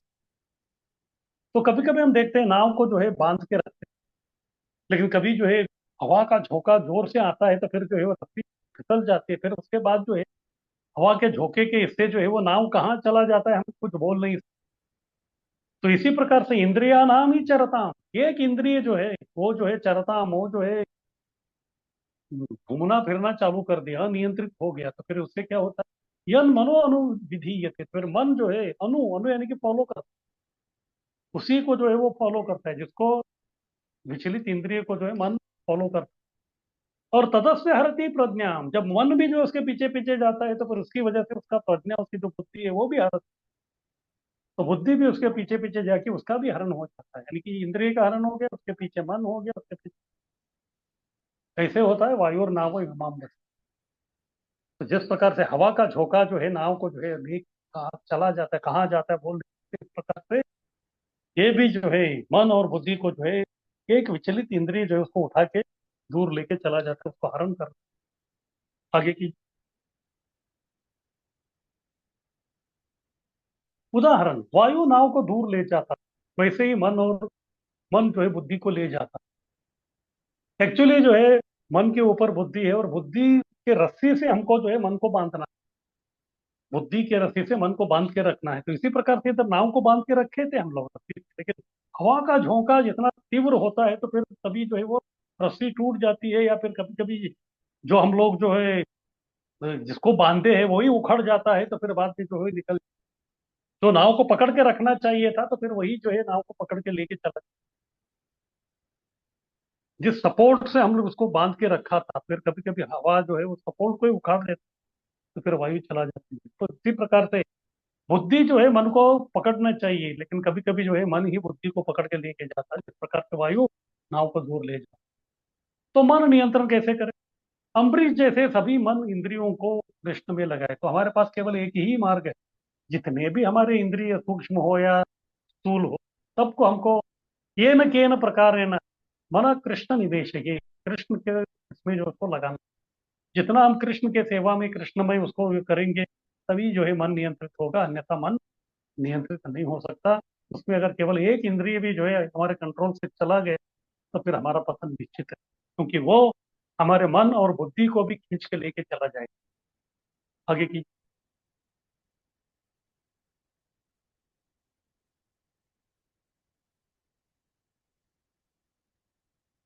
श्लोक 60 है, पर इंद्रिय नियंत्रित व्यक्ति का बुद्धि स्थिर होता है। ये हो गया अनियंत्रित व्यक्ति। ये अनियंत्रित व्यक्ति का जो अगर एक भी इंद्रिय कंट्रोल में नहीं है तो बुद्धि और मन उसके साथ साथ भाग जाते हैं। लेकिन अगर किसी का जो है इंद्रिय निग्रह हो गया संपूर्ण, तो फिर उसकी जो है बुद्धि स्थिर रहती है, क्योंकि वो किधर नहीं जाता, उसका मन भी स्थिर रहता है, इसलिए बुद्धि भी स्थिर रहती है। तस्माद् यस्य महाबाहो निगृहीतानि सर्वशः इंद्रियान इंद्रियार्थेभ्य तस्य प्रज्ञा प्रतिष्ठित। तस्मात्, तो आगे बोल रहे कि इसीलिए, यस्य महाबाहो, अर्जुन को बोल रहे कि आप अपने आप को महाबाहु समझ रहे हैं, लेकिन महाबाहु आप नहीं है। महाबाहु कौन है? महाबाहु वो है जिसका संपूर्ण इंद्रिय निग्रह पे, वो अपने पांचों या सभी प्रकार के इंद्रियों को जो कंट्रोल किया है, वो महाबाहु। क्योंकि इंद्रियों को कंट्रोल करना जो है वो बहुत मुश्किल वाला काम। व्यक्ति जो है महाबाहु यानी कि जो उसका जो है शरीर जो बहुत ही दुष्ट पुष्ट है, तो उससे कुछ मतलब नहीं। इतना शरीर उसका शक्तिशाली है तो उससे कुछ लेना देना नहीं। असली शक्तिशाली, असली महाबाहु कौन है? इसका जो है इंद्रिय पूरा नियंत्रित है। किस प्रकार से एक दृष्टि से अर्जुन को जो है वो उसके ऊपर खिल्ली उड़ाते। लोग तुमको महाबाहु बोल रहे, लेकिन तू असली महाबाहु नहीं, क्योंकि तुम्हारी इंद्रिय नियंत्रण में नहीं है। तुम्हारी इंद्रिय नियंत्रण में न होने के कारण जो है हमें तुमको महाबाहु नहीं करते। अगर असलियत में तुमको महाबाहु बनना है तो फिर आपके जो इंद्रिय जो है निग्रह होना ही। तो तस्माद यस्य महाबाहो, महाबाहु यानी कि किसको महाबाहु कहते हैं? निगृहीतानि सर्वशः, सर्वशः यानी कि सभी प्रकार के इंद्रिय उसको क्या कर रहे हैं? निग्रह यानी कि निग्रह कर रहा है। जो व्यक्ति अपने सभी इंद्रियों को निग्रह किया है वो व्यक्ति सही तरीके से महाबाहु। तो फिर उसका क्या होगा? इंद्रियान इंद्रियार्थेभ्य तस्य प्रज्ञा प्रतिष्ठिता। तो अपने इंद्रियों को वो व्यक्ति अपने इंद्रियों के विषय वस्तु से पकड़ के रखता है, यानी कि अपने इंद्रियों को अपने विषय वस्तु के ऊपर आसक्त होने नहीं देता। इस प्रकार का जो व्यक्ति है उसका तस्य प्रज्ञा प्रतिष्ठिता, उसका बुद्धि जो है स्थिर रहे, उसका बुद्धि का प्रतिष्ठापना हो गया। आगे की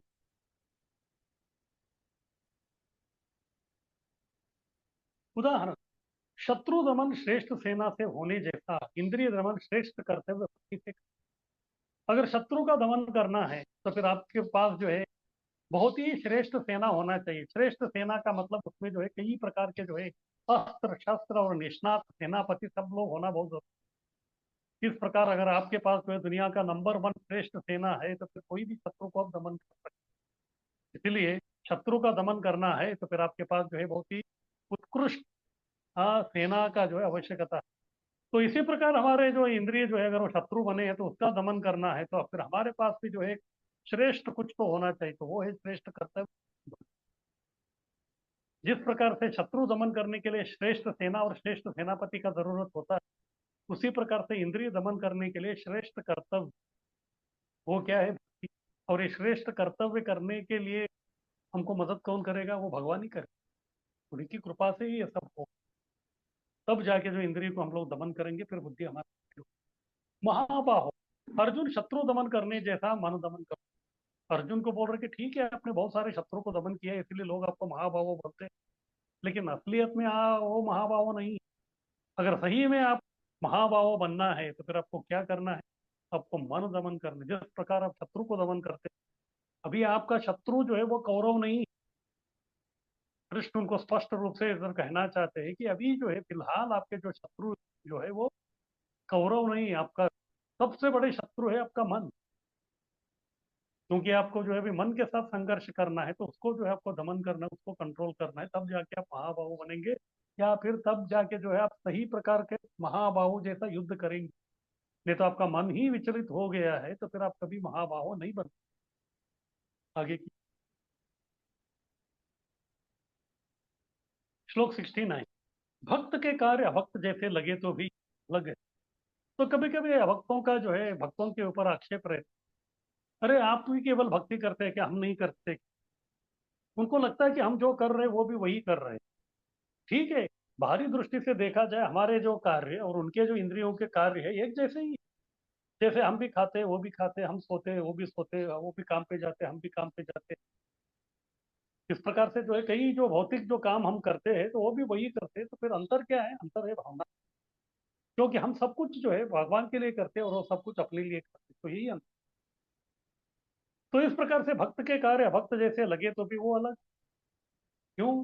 क्योंकि वो कर रहा है किसके लिए और ये कर रहे हैं किसके लिए। ये इसमें जो है अलगता है, इसमें जो है दोनों अलग अलग। या निशा सर्वभूतानां तस्याम जागृति संयमी यस्याम जागृति भूतानि सा निशा पश्यतो मुने। तो इधर बता रहे हैं कि या निशा सर्वभूतानाम, निशा यानी कि रात, सर्वभूतानाम बाकी जो लोग यानी कि भक्तों के लिए जो रात है, तस्याम जागृति संयम, संयमी यानी कि जो भक्त है, जिसका इंद्रिय पूरा संयमित हो गया, जब बाकी लोग जब सो रहे तभी ये व्यक्ति जागता है। यानी कि भक्त लोग जो है सुबह सुबह ब्रह्म मुहूर्त में उठते हैं, तभी जो है लोग सोते रहते हैं। तो कभी कभी हमारे मंदिर में हम लोग देखते हैं जब मंगल आरती होता है तो कभी सुबह सुबह बहुत सारे लोग आ जाते हैं। तो हमको समझ में नहीं आता कि इतना सुबह सुबह उठ के क्यों आए। बाद में मालूम पड़ता है कि ये लोग रात को सोए ही नहीं, रात भर जो है पूरा भटक रहे थे, फिर आके जो है मंगल आरती अटेंड कर रहे थे। तो एक दृष्टि से उनके लिए वो मंगल आरती नहीं, वो शयन आरती है, क्योंकि इसके बाद जाके सोने वाले लोग। हाँ, लेकिन कुछ भी हो, इसका कहने का मतलब ये है कि जो भक्त लोग जो कार्य करते हैं उसमें हमारा कोई रुचि नहीं है, या फिर भक्त जो है वो काम नहीं। जिस प्रकार से सुबह का समय में जो है सब लोग सोते ही रहते हैं, तो तभी व्यक्ति जो है जाग जाता है, भले ही जितना भी ठंडी हो कुछ भी हो, वो व्यक्ति आ जाता है मंदिर में, या फिर भगवान को उठाने का है, भगवान का जो है सेवा करना है। इस प्रकार से जो है भक्तों का जो अभक्तों से कार्य अलग है। यस्याम जागृति भूतानी सा निशा पश्यतो मुनि, और बाकी लोगों का जो है जगने का समय, तो तभी जो है सो जाता है। जैसे आजकल जो लोग हैं 11-12 बजे तक सोते हैं, लेकिन भक्त लोग जो है जल्दी 9 बजे वगैरह सो जाते हैं, क्योंकि उनको जल्दी तो इस प्रकार से बाकी लोगों का जो रात है वो भक्तों का दिन है, और बाकी लोगों का जो दिन है वो भक्तों का। तो कहने का मतलब ये है कि अभक्त लोग जो करते हैं उसमें भक्तों की कोई इच्छा नहीं। अभक्त लोग जो करते हैं उसमें जो है भक्तों की करने की कोई इच्छा नहीं। आगे की, अभक्त का रात भक्त का दिन है, और अभक्त का दिन भक्त का रात है, क्योंकि उनका लाइफस्टाइल अलग है, हमारा लाइफस्टाइल अलग है। हालांकि हम भी जो है पहले वैसे ही थे, लेकिन जैसे जैसे भक्ति करने लगे तो फिर हम जो है अपना जीवन शैली को जो हम लोगों ने बदलाव कर दिया, परिवर्तित। तो इस प्रकार से वो लोग जो करते हैं उसमें हमारा जो है कोई रुचि नहीं। अर्थ यह है कि भौतिकवादी के कार्य में भक्तों को कोई रुचि नहीं। इसलिए कभी कभी जो है भौतिकवादी जो लोग हैं वो आके जो है हमारा आलोचना करते हैं। वो बोलते हैं कि अरे आप हमको जन्माष्टमी को और सब बुलाते हैं, लेकिन आप जो है हमारे कार्यक्रम में नहीं आते। हाँ, हमको आपके कार्यक्रम में आने के लिए बोलते हैं, आप हमारे कार्यक्रम में बिल्कुल नहीं आते। इस प्रकार से वो बोलते हैं, लेकिन वो कितना भी बोले, लेकिन हम उनके कार्यों में जो है हम कभी रुचि नहीं दिखाते। या फिर कभी कभी आप लोग जो है ऑफिस में या अन्य जगहों में जो अगर हम काम करते होंगे और उधर जो है लोग बैठ के जो है गप्पे मारते रहे, उसमें जो है भक्त का कोई रुचि नहीं। या फिर कभी कभी हम लोग जो है ट्रेन में बैठ के सफर करते रहते हैं, बाकी लोगों का जो है वार्तालाप चलता रहे, लेकिन हमको जो उससे कोई लेना देना नहीं। हम लोग जो है अपनी अपनी जो सब कुछ जो है भक्तिमय कार्य में जो जप करना या फिर कीर्तन करना, उसी में जो हम लोग संलग्न रहे। तो इसका अर्थ ये है कि भौतिकवादी के जो कार्य है उसमें भक्तों की कोई रुचि नहीं। आगे कीजिए। श्लोक 70। चित्त प्रज्ञ का स्वभाव क्या है? आशा से विचलित नहीं होता। चित्त प्रज्ञ यानी कि स्थिर बुद्धि वाला उस व्यक्ति के स्वभाव क्या है? उसके मन में कितनी भी आशा है, वो व्यक्ति कभी विचलित नहीं होता। तो इसको समझाने के लिए कृष्ण और एक उदाहरण दे रहे हैं। अपूर्यमानम अचलम प्रतिष्ठम समुद्र माप प्रविशन्ति यद्दत् कामान् यम प्रविशन्ति सर्वे स शांति मापनोति न काम काम। इधर समुद्र का उदाहरण दे रहे हैं। जैसे आप देखे होंगे अभी जो बारिश का मौसम है, तो समुद्र में जो है कितना पानी आता है। एक तो ऊपर आसमान से भी पानी टपक रहा है, फिर बाद में जितना भी जो जमीन पे जो पानी आया है, जैसे अगर बंबई का उदाहरण लेंगे तो बंबई द्वीप है, आइलैंड है। इधर जितना भी जो पानी हो जाएगा किधर, वो वापस समुद्र में ही जाएगा। फिर बहुत सारा जो है डायरेक्ट समुद्र में भी पानी आ रहा है। इतना सब पानी आने के बाद भी कभी हम ये नहीं देखे कि समुद्र में जो है महापूर आ गए, यानी कि वो अपना जो किनारा है उसको लांग के ऊपर आ गया। नहीं, वो हमेशा अपना जो है सीमा में ही रहता। जितना भी जो उसमें जो है कितना भी पानी कहीं से भी क्यों ना है। अपूर्यमानम अचलम प्रतिष्ठम समुद्र माप प्रविशन्ति। आप यानी कि पानी, आप प्रविशन्ति यद्वत्, यानी कि आप यानी कि पानी प्रविशन्ति, कितना भी पानी किधर जाए समुद्र में, तो उससे क्या होता है? आपूर्यमानम, आपूर्य यानी कि वो एक ही लेवल में रहता है, उसको जो है लेवल बढ़ाता नहीं। अचलम, अचलम यानी कि स्थिर रहता है, अपना लेवल जो है समुद्र कभी जो है माप, माप यानी कि उसका मेजरमेंट वो ऊपर नहीं हो। उसी प्रकार से यद्वत् कामान यम प्रविशन्ति सर्वे स शांति मापनोति स न काम का। काम कामी जो है उसके मन में जो है जितनी भी आशा होता है तो वो विचलित होता है। लेकिन जो व्यक्ति भक्त है उसके मन में जो है कितने भी कामनाएं क्यों ना है, यद्वत कामान यम प्रविशन्ति सर्वे तो शांति मापनो, जितने भी कामनाएं उसके मन में आए तो फिर वो हमेशा शांत ही रहता है। क्यों? क्योंकि वो भगवान के चरण कमलों का शरण ग्रहण कर लिया। तो इसलिए जो जितने भी मनोकामना आ गई तो उसको वो विचलित नहीं होता। लेकिन बाकी जो काम जो अभक्त है वो जो है वो हमेशा विचलित रहता है। तो इस प्रकार से भक्त भी जो है समुद्र जैसा है, उसके अंदर जितने भी जो है पानी आ गए तो वो अपना लिमिट को नहीं खोता। इसी प्रकार से जो है भक्त के जीवन में कितने भी प्रकार के जो है नाना प्रकार के जो है आलोचना आशा सब कुछ आ गए तो फिर वो कभी विचलित नहीं होता। आगे की उदाहरण, समुद्र नदी प्रवाह से अस्थिर नहीं होता है।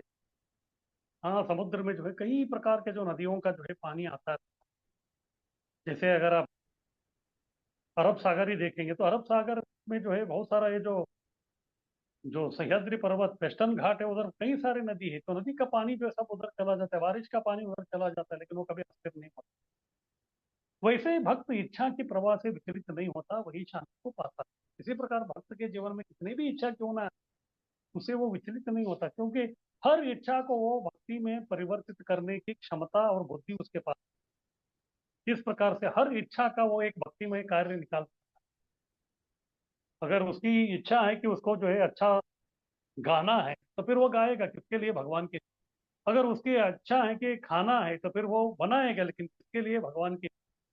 इस प्रकार से उसकी जो इच्छा के जितने भी जो प्रवाह आते हैं तो उसे वो अस्थिर नहीं होता। क्यों? वो कृष्ण से उसको जोड़ देता। आगे की श्लोक 71, शांति के अधिकारी कौन है? विहाय कामान य सर्वान नाप्नु चरंती निस्पृह निर्ममो निरहंकार स शांति अधिगच्छति। तो अंत में बता रहे कि शांति किसको प्राप्त होगी, क्योंकि अभी अर्जुन अशांत है। अशांत होने के कारण रो रहे, विषाद कर रहे, तो इसीलिए उनको समझा रहे हैं कि शांति किसको मिलेगी। विहाय कामान, विहाय यानी कि छोड़ना। जो व्यक्ति अपनी भौतिक कामनाओं को छोड़ देता, हाँ, भौतिक जो भी जो है उसकी कल्पनाएं हैं, कार्य है, उसको वो छोड़ देता, यह सर्वान पुमाम चरति निस्पृह। सर्वान यानी कि सर्वान कामान विहाय, सर्वान कामान विहाय यानी कि सभी प्रकार के कामनाओं को जो व्यक्ति छोड़ देता है। पुमान यानी कि उस प्रकार का जो व्यक्ति, तो फिर वो चरति यानी कि वो ऐसा नहीं कि वो कुछ नहीं करता, चरति यानी कि काम करता है वो, लेकिन कैसे? निस्पृह। निस्पृह यानी कि अनासक्त भाव से वो काम करता है। अनासक्त भाव से काम करते हुए अपने सभी प्रकार के कामनाओं को जो व्यक्ति त्यागता है, यानी कि इधर भावना उसका अनासक्त है, वो काम नहीं कर रहा है ऐसा नहीं बोल, काम कर रहा है, लेकिन उसके फल के बारे में उसका जो हो रहा है वो अनासक्त। इस प्रकार अनासक्ति से कर्म करने से क्या हो जाता है? निर्मम। निर्मम यानी कि ये जो काम मैं कर रहा हूं ये मेरे लिए नहीं, ये मेरे लिए नहीं कर। जब मम यानी कि मेरा, मैं और मेरा नहीं आता, तो मैं और मेरा जो है उससे व्यक्ति को अहंकार आता है। जब वो व्यक्ति अपना ही नहीं समझ रहा है तो फिर वो क्या हो जाता है? निरहंकार। वो व्यक्ति निरहंकारी बनता है। और जैसे व्यक्ति निरहंकारी है उसमें मन में जो है कोई अहंकार नहीं है तो फिर वो मन शांत हो जाता है, शांति में दिखता है। वही व्यक्ति जो है शांति को प्राप्त कर सकता है। यानी कि आपको काम करना है लेकिन अनासक्त भाव से करना है। इसलिए अर्जुन को इधर बोल रहे कि आपको युद्ध करना है लेकिन अनासक्त भाव से, यानी कि विजय मिले नहीं मिले उसके बारे में चिंता नहीं करना। इस प्रकार से जब निर्ममा, या आप आपके लिए नहीं है, निरहंकार है। अहंकार, अहंकार यानी कि अहम यानी कि मैं, कार यानी कि करता, मैं करने वाला हूँ, इसको छोड़ के इस भाव में जब व्यक्ति काम करेगा तो फिर शांति मदी गति, उस व्यक्ति को जो है वो शांति को प्राप्त करता है, वही शांति के अधिकारी बनता है। आगे की,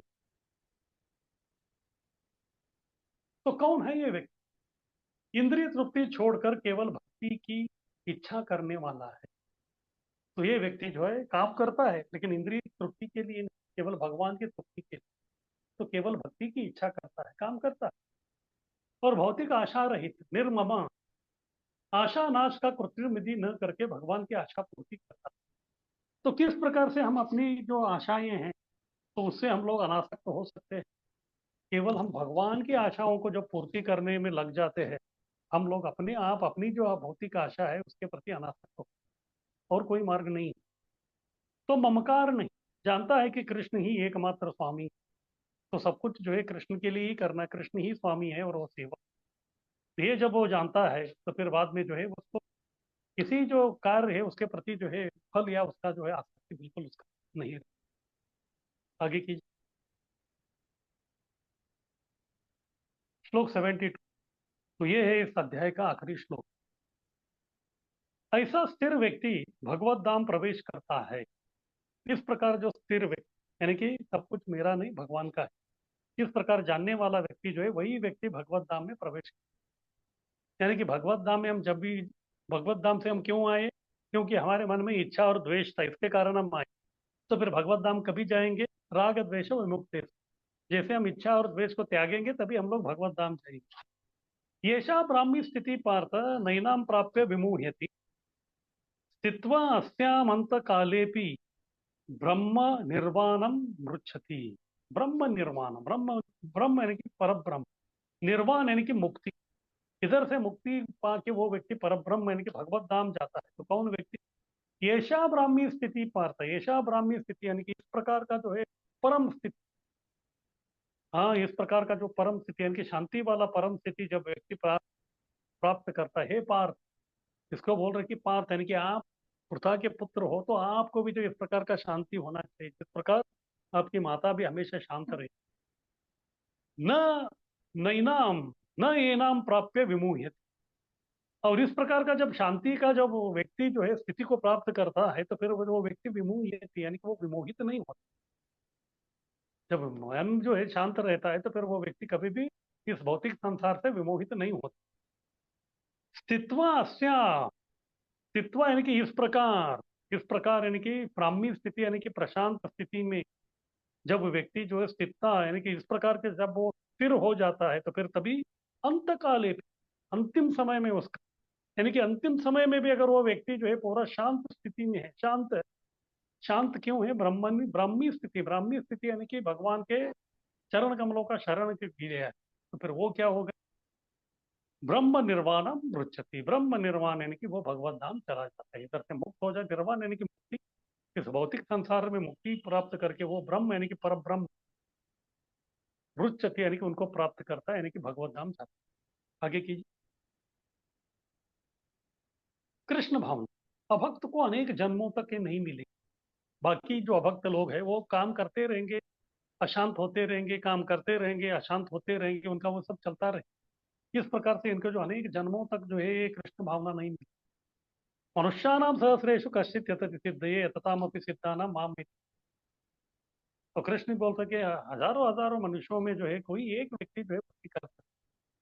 या बहुनाम जन्म नाम अंते ज्ञानवान माम प्रपद्यन्ते वासुदेव सर्वमिति स महात्मा सुदुर्लभ। अनेक जन्म लग जाते हैं भक्तों को।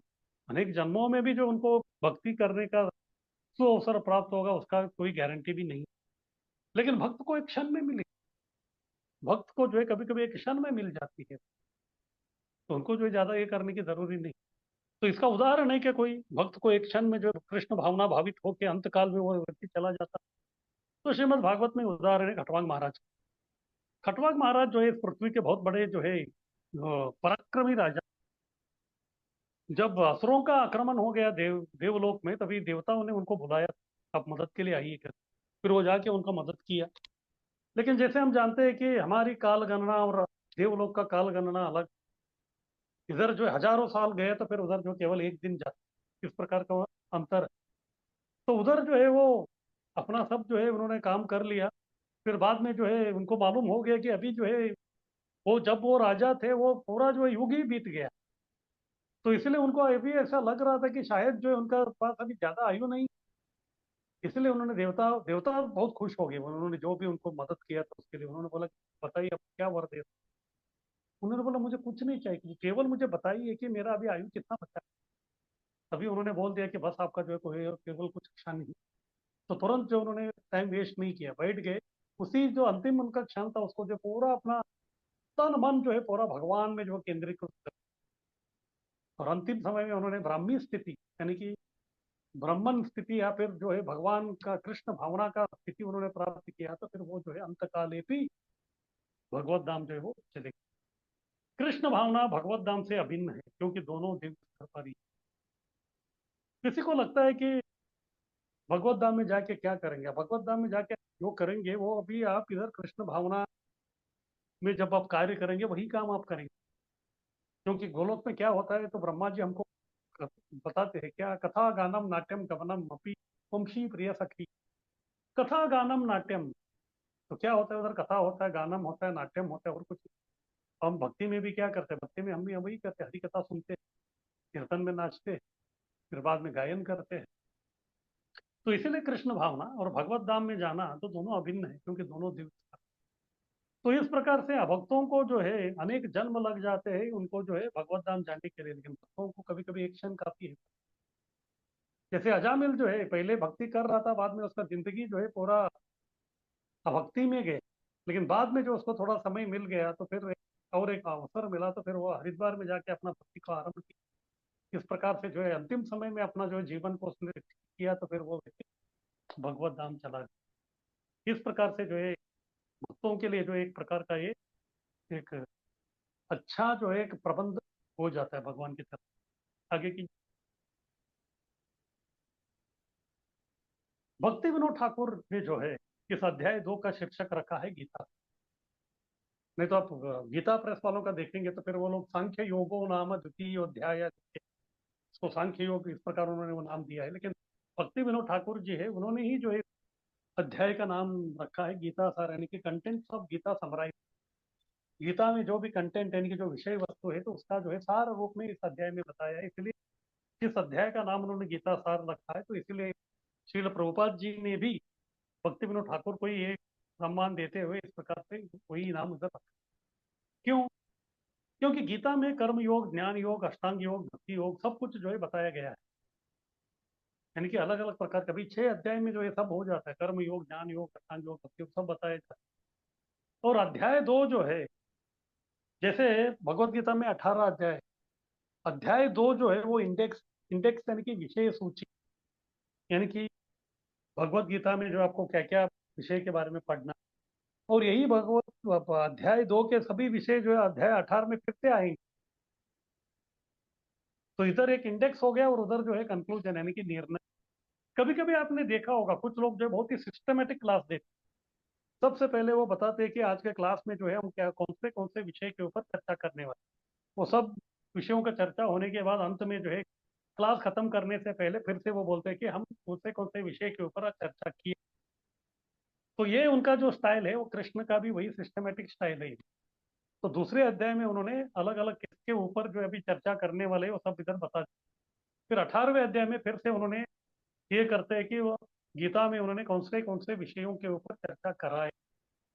तो इस प्रकार से गीता में कर्म योग, ज्ञान योग, अष्टांग योग, भक्ति योग सब कुछ में बताया गया है। और अध्याय 2 में भी जो है थोड़ा थोड़ा जो है कर्म योग, ज्ञान योग, भक्ति योग के बारे में अभी सब कुछ बताया है। यानी कि गीता के सभी विषय इस अध्याय में आने के कारण इसका नाम रखा गया है गीता।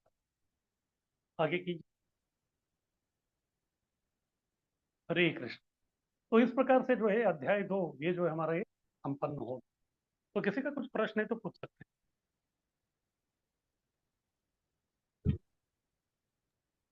हरे कृष्ण प्रभु जी, दंडवत प्रणाम। हैं। प्रभु जी, लास्ट श्लोक में भगवान ये ब्राह्मी स्थिति प्राप्त कर, मतलब निराकारवादी जैसा क्यों बोल रहे हैं, निराकार ब्रह्म प्राप्त करने जैसा? देखिए ये भगवत गीता जो है एक उपनिषद है। आप कोई भी उपनिषद देखेंगे तो उसमें जो है इसी प्रकार का जो है श्लोक रहते हैं हमें। तो इसीलिए ये जो उपनिषद को जो है आप अपने आप पढ़ेंगे तो फिर सब गड़बड़ हो जाता है। इसलिए उपनिषद को अच्छी तरह से आपको समझाना है तो फिर एक गुरु चाहिए। लेकिन वो भी कौन से गुरु आप कर रहे हैं वो भी इम्पोर्टेंट है। अगर कोई मायावादी गुरु है तो फिर जैसे आप बोल रहे हैं ब्राह्मण स्थिति बोले तो वो बोलेगा, क्योंकि उनका अंतिम लक्ष्य तो ब्रह्म साक्षात्कार ही। वो बोलेंगे कि ब्राह्मण साक्षात्कार। लेकिन अगर वही जो है आप कोई वैष्णव या फिर कोई साकारवादी है तो उसके आप सुनेंगे तो वो बोलेंगे कि ये ब्रह्म स्थिति जो है ये है हमारे लिए भगवत धाम जाना। तो इसलिए प्रभुपाद जी जो इधर लिखते हैं कि हमको भगवत धाम जाना है। अगर यही गीता जो अगर मायावादी लोग पढ़ रहे हैं तो फिर ये जो ब्रह्म स्थिति कृष्ण जो बोल रहे थे उनके लिए वो ब्रह्म साक्षात्कार ही। अगर कोई परमात्मावादी वो पढ़ रहे हैं तो ये ब्रह्म स्थिति उनके लिए परमात्मा है। और हम जो भक्त लोग हैं तो उनके लिए ये इस प्रकार से, क्योंकि कृष्ण जो है ये गीता सभी प्रकार के लोगों को बोल रहे हैं, तो इसलिए इस प्रकार वो शब्द का जो इधर प्रयोग कर रहे हैं, लेकिन उनका असली उद्देश्य जो ब्रह्म स्थिति का है वो है भगवत धाम का है। इस प्रकार का ब्रह्म स्थिति का बाद में भी आता है, ब्रह्म भूत प्रसन्नात्मा न शोचते न कांक्षते 18वें अध्याय में आता है। उधर भी ब्रह्म भूत बोल रहे हैं, उधर का ब्रह्म भूत का मतलब वो भक्त के लिए ही बोल रहे हैं। तो इसी प्रकार से अभी आप देखेंगे कि भगवत गीता में जो है जो भी है उसमें किसी भी प्रकार का योग क्यों ना हो, लेकिन प्रभुपाद भी अपने तात्पर्य में जो है उस श्लोक का भक्ति योग से संबंधित ही तात्पर्य लिखते हैं। और उपनिषद में जो है इसी प्रकार का शब्दों का प्रयोग हो जाता है, क्योंकि उपनिषद जो है सभी प्रकार के लोगों के लिए, तो इसीलिए जो है भगवत गीता वो लोग भी पढ़ते हैं। भगवत गीता के ऊपर शंकराचार्य जी का भी टीका है और बाकी आचार्यों का भी टीका है। तो केवल जो श्रीमद् भागवत है वो जो है उसको वो लोग टच नहीं कर सकते, क्योंकि उसमें इस प्रकार का जो है शब्द नहीं, उधर जो है पूरा 100% भगवत धाम ही बोलेंगे। इधर जैसे ऐसा ब्राह्मी स्थिति बोला है तो उधर ब्राह्मी स्थिति आएगा ही नहीं, उधर जो है भगवान स्थिति ही आ जाएगा वो। क्योंकि ये जो है उपनिषद है तो उपनिषद का इसी प्रकार का ये लैंग्वेज रहता है, तो ये मायावादी लोग भी पढ़ते हैं, तो इसके लिए जो है कृष्ण उसी प्रकार के ढंग से इधर उनको बता रहे हैं, क्योंकि ये गीतोपनिषद। और इसका असली अर्थ जो है वो हमको प्रभुपाद जी के तात्पर्य से वर्ड टू वर्ड मीनिंग जो उसी से समझ में आता है। भले इधर कृष्ण ब्राह्मी स्थिति बोल रहे, लेकिन वो हम जैसे भक्तों के लिए जो भगवत नाम जाने, अगर वही जो कोई मायावादी पढ़ रहा है तो फिर उसके लिए जो है वो बस ब्राह्मण नहीं। हरे कृष्ण। हाँ, हरे कृष्ण प्रभु जी। इसी तरह वो ईशोपनिषद भी है ना, उसके भी वही दो भी भाग उपनिषद, होते हैं। हाँ वही भी उपनिषद क्योंकि आप मम्मी देखिए, पापा उपनिषद का को भाषा ही है, उपनिषद का जो भाषा है वो इसी प्रकार का है, जो ऐसा है कि बस दहलीज पे दिया लगाने का जैसा है, उसका प्रकाश अंदर भी रहता है बाहर भी रहता है, दोनों को प्रकाश देता है। बाहर मायावादी खड़े हैं, अंदर भक्त खड़े हैं, तो दोनों को प्रकाश होता है, लेकिन उस प्रकाश से हमको करना क्या है वो जो है हमारे गुरु बताएंगे। आया समझ में प्रभु जी, थैंक यू। हरे कृष्णा प्रभु जी। हाँ बोलिए। प्रभु जी, जैसे कि आपने अभी बताया कि हम जो अभी इस भौतिक जगत में सेवा कर रहे हैं वही सेवा हमें वहां जाके करनी पड़ेगी। तो मैंने कुछ कुछ भक्तों के मुंह से ऐसा सुना है कि एक ही बार एक ही चीज कंटिन्यू कंटिन्यू सेवा करने से हमें आसक्ति हो जाती है, तो वो हमें सेवा से भी आसक्ति नहीं होनी चाहिए। तो ऐसा भी कुछ है क्या प्रभु जी? देखिए इधर आप अपने बारे में सोच रहे हैं मुझे ये करना है वो करना है सेवा, उधर वैसा नहीं है। उधर आपको सेवा दिया जाता है और आपको जो है सेवा से मतलब नहीं है, सेवा करने की जो इच्छा है उससे हमको आसक्त होना चाहिए। हमको सेवा से आसक्त नहीं होना है, मुझे ये सेवा करना है।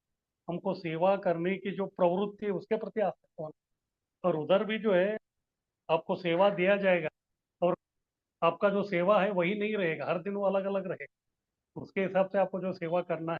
और उधर जो है आपको सभी प्रकार के सेवा है, आप सभी में जो है पूरा एक्सपर्ट रहेंगे आप। भले इधर जो आप कीर्तन नहीं कर सकते, लेकिन उधर जब आप जाएंगे आप अपना जो स्पिरिचुअल बॉडी में रहेंगे उधर आप सब कुछ कर, और आपको क्या करना है वो जो है उधर बताएंगे वरुणा देवी जो भी है, उसके हिसाब से आप करेंगे, उसके बारे में हमको सोचने का जरूरत ही नहीं। अभी हम लोग क्या है, इधर कैसे हम कर रहे हैं ना, हमको ऐसा लग रहा है कि हम भी उधर ऐसे ही करेंगे, क्योंकि उधर उसका अनुभव हमको है ही नहीं उधर क्या चल रहा है, तो उधर जो अलग प्रकार का अनुभव। हाँ प्रभु जी, अभी समझा मुझे सेवा करने में आसक्ति किससे कहते हैं। तो मैं तो तो यही सेवा समझ के रही थी प्रति कि नहीं बोलो तो अरे मैं केवल जो है ये कुकिंग हाँ, करना ही करूंगा, नहीं आज जो आपको बोलेंगे कि नहीं आपको झाड़ू लगाना है तो हम उसके लिए भी अच्छा, तैयार हैं। हमको ओके। सेवा करने से हमको आसक्त होना है, कि सेवा से आसक्त नहीं होना। जी जी प्रभु। हरि-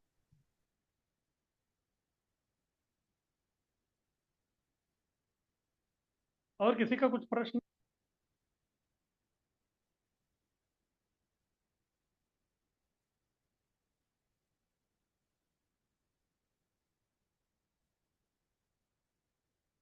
तो ठीक है, किसी का कुछ प्रश्न नहीं तो फिर हम आगे बढ़ते हैं। आगे है अध्याय 3, स्लाइड दिखाइए।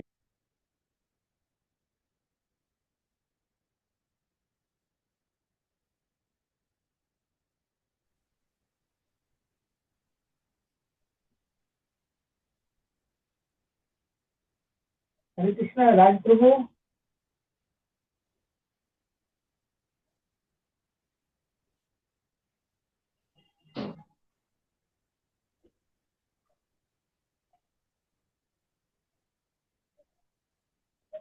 तो आगे है अध्याय 3, कर्मयोग।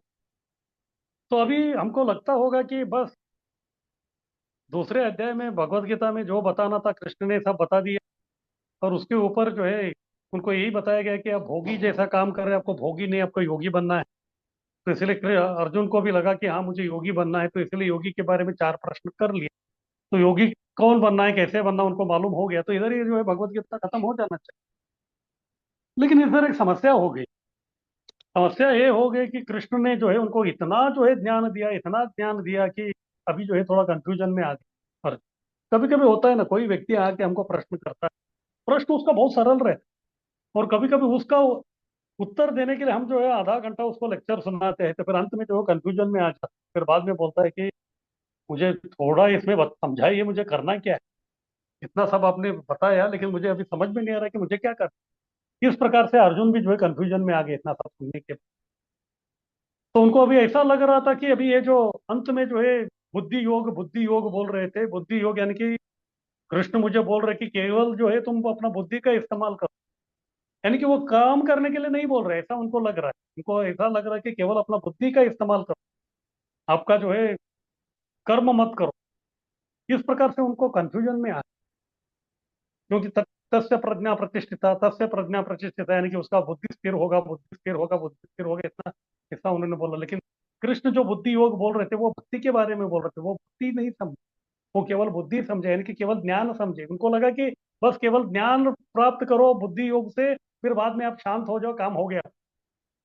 तो इस प्रकार से उनको लगा कि अभी मैं भी जो है अपना बुद्धि से जो है इनका सब ज्ञान ले लिया है, तो अभी मैं स्थिर हो गया, तो फिर अभी युद्ध करने का क्या जरूरत। तो इस प्रकार से उनका मन में जो है कंफ्यूजन हो गया। तो कि वो बहुत ही अच्छे विद्यार्थी थे, इसलिए जो है अपना जो संशय है उसको अभी कृष्ण के सामने रख रहे हैं। इसके लिए जो है वही तीसरा अध्याय जो है वो अभी शुभारंभ हो रहा है, कर्मयोग। आगे की।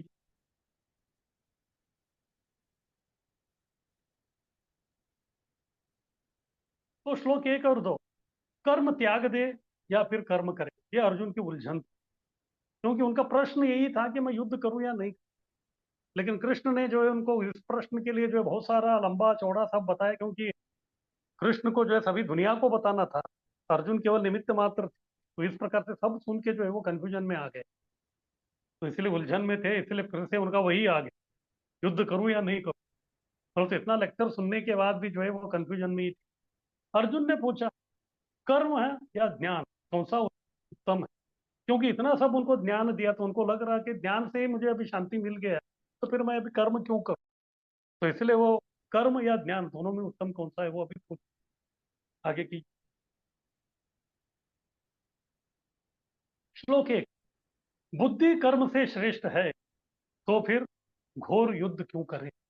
अर्जुन हुआ, बुद्धि कर्म से श्रेष्ठ है। जैसे हम देखते हैं कि कर्म जो है साधारण तरीके से हम लोग अपनी इंद्रियों से करते हैं, स्थूल इंद्रिय, और बुद्धि जो है वो सूक्ष्म है। क्योंकि वो सूक्ष्म है तो इसीलिए जो है स्थूल जो इंद्रियों से हम लोग कर्म करते हैं उससे वो श्रेष्ठ है, क्योंकि वो सूक्ष्म है। तो इसलिए उनको लगा कि बुद्धि से ही अगर मैं सेवा कर रहा हूं, तो फिर बाकी कर्म करने का यानी कि युद्ध करने का क्या जरूरत? अभी इधर बेसिकली क्या है कि अर्जुन पहले से ही जो है युद्ध करने के लिए वो तैयार नहीं है, इसलिए कृष्ण उनको कुछ भी बोलेंगे तो वो बोलेंगे कि इसलिए जो है मैं युद्ध करना नहीं चाहता, या फिर युद्ध करूं क्या, इस प्रकार प्रश्न कर। लेकिन बाद में जो है कृष्ण कुछ भी विषय बताए, कर्म योग बताए, ये योग बताए, वो योग बताए, अंत में वो बोलेंगे कि तस्मात, इसीलिए जो आपको युद्ध। इस प्रकार से दोनों का जो है जुगलबंदी चलता रहेगा। यहाँ ये बोलेंगे कि मैं क्या करूं, मैं करूं या नहीं करूं, फिर कृष्ण बोलेंगे कि नहीं, तुमको ये करना ही नहीं। अभी इधर उनको लग रहा है कि इतना सब बुद्धि योग का बारे में बताया, तो बुद्धि जो है अगर कर्म से श्रेष्ठ है, तो फिर मैं इस प्रकार को घोर योग करूं। इस प्रकार अर्जुन उनको प्रश्न कर रहे। अर्जुन हुआ, जायसी चेत कर्मणस्ते मता बुद्धिर जनार्दन तत्किम कर्माणि घोरे माम नियोजयसी केशव। तो इधर अर्जुन कृष्ण को संबोधन कर रहे हैं जनार्दन। जनार्दन यानी क्या, जनता के पालक हो, यानी कि जनता के पालक, यानी कि उनका जो पालन पोषण करने वाले हो। और आप कौन हो, केशव। केशव यानी कि सुंदर घुंघराले बाल वाले, यानी कि आप सुंदर हो, आप घोर नहीं हो, आप अकराल विकराल नहीं हो, आप सुंदर हो, आपके केश बहुत सुंदर है, सुंदर केश वाले आप जनार्दन हो। और आप सुंदर केश वाले जो आप है, आप लोगों का पालन करने वाले हैं। तो अगर पालन करने वाले आप है तो फिर मुझे जो है इस प्रकार का घोर युद्ध में क्यों लगा? इस प्रकार से वो आक्षेप कर, जायसी चेत कर्म नस्ते मता बुद्धिर जनार्दन। जायसी, जायसी यानी कि इन केस, यानी कि अगर कर्म जो है उससे जो है अगर बुद्धि जो है बड़ा है, मता यानी कि इस प्रकार मुझे लग रहा है, मेरा मत है, मेरे मत के अनुसार जो है बुद्धि कर्म से श्रेष्ठ है ये जनार्दन, तो फिर तत्किम कर्म नहीं हो, फिर कर्म जो है इस प्रकार का घोर कर्म करने, घोरे माम नियोजय से केशव, मुझे इस प्रकार का घोर कर्म करने के लिए आप मुझे क्यों लगा रहे हैं? इस प्रकार से एक आक्षेप जो है वो भगवान के प्रति इधर सुना रहे हैं। आगे कीजिए।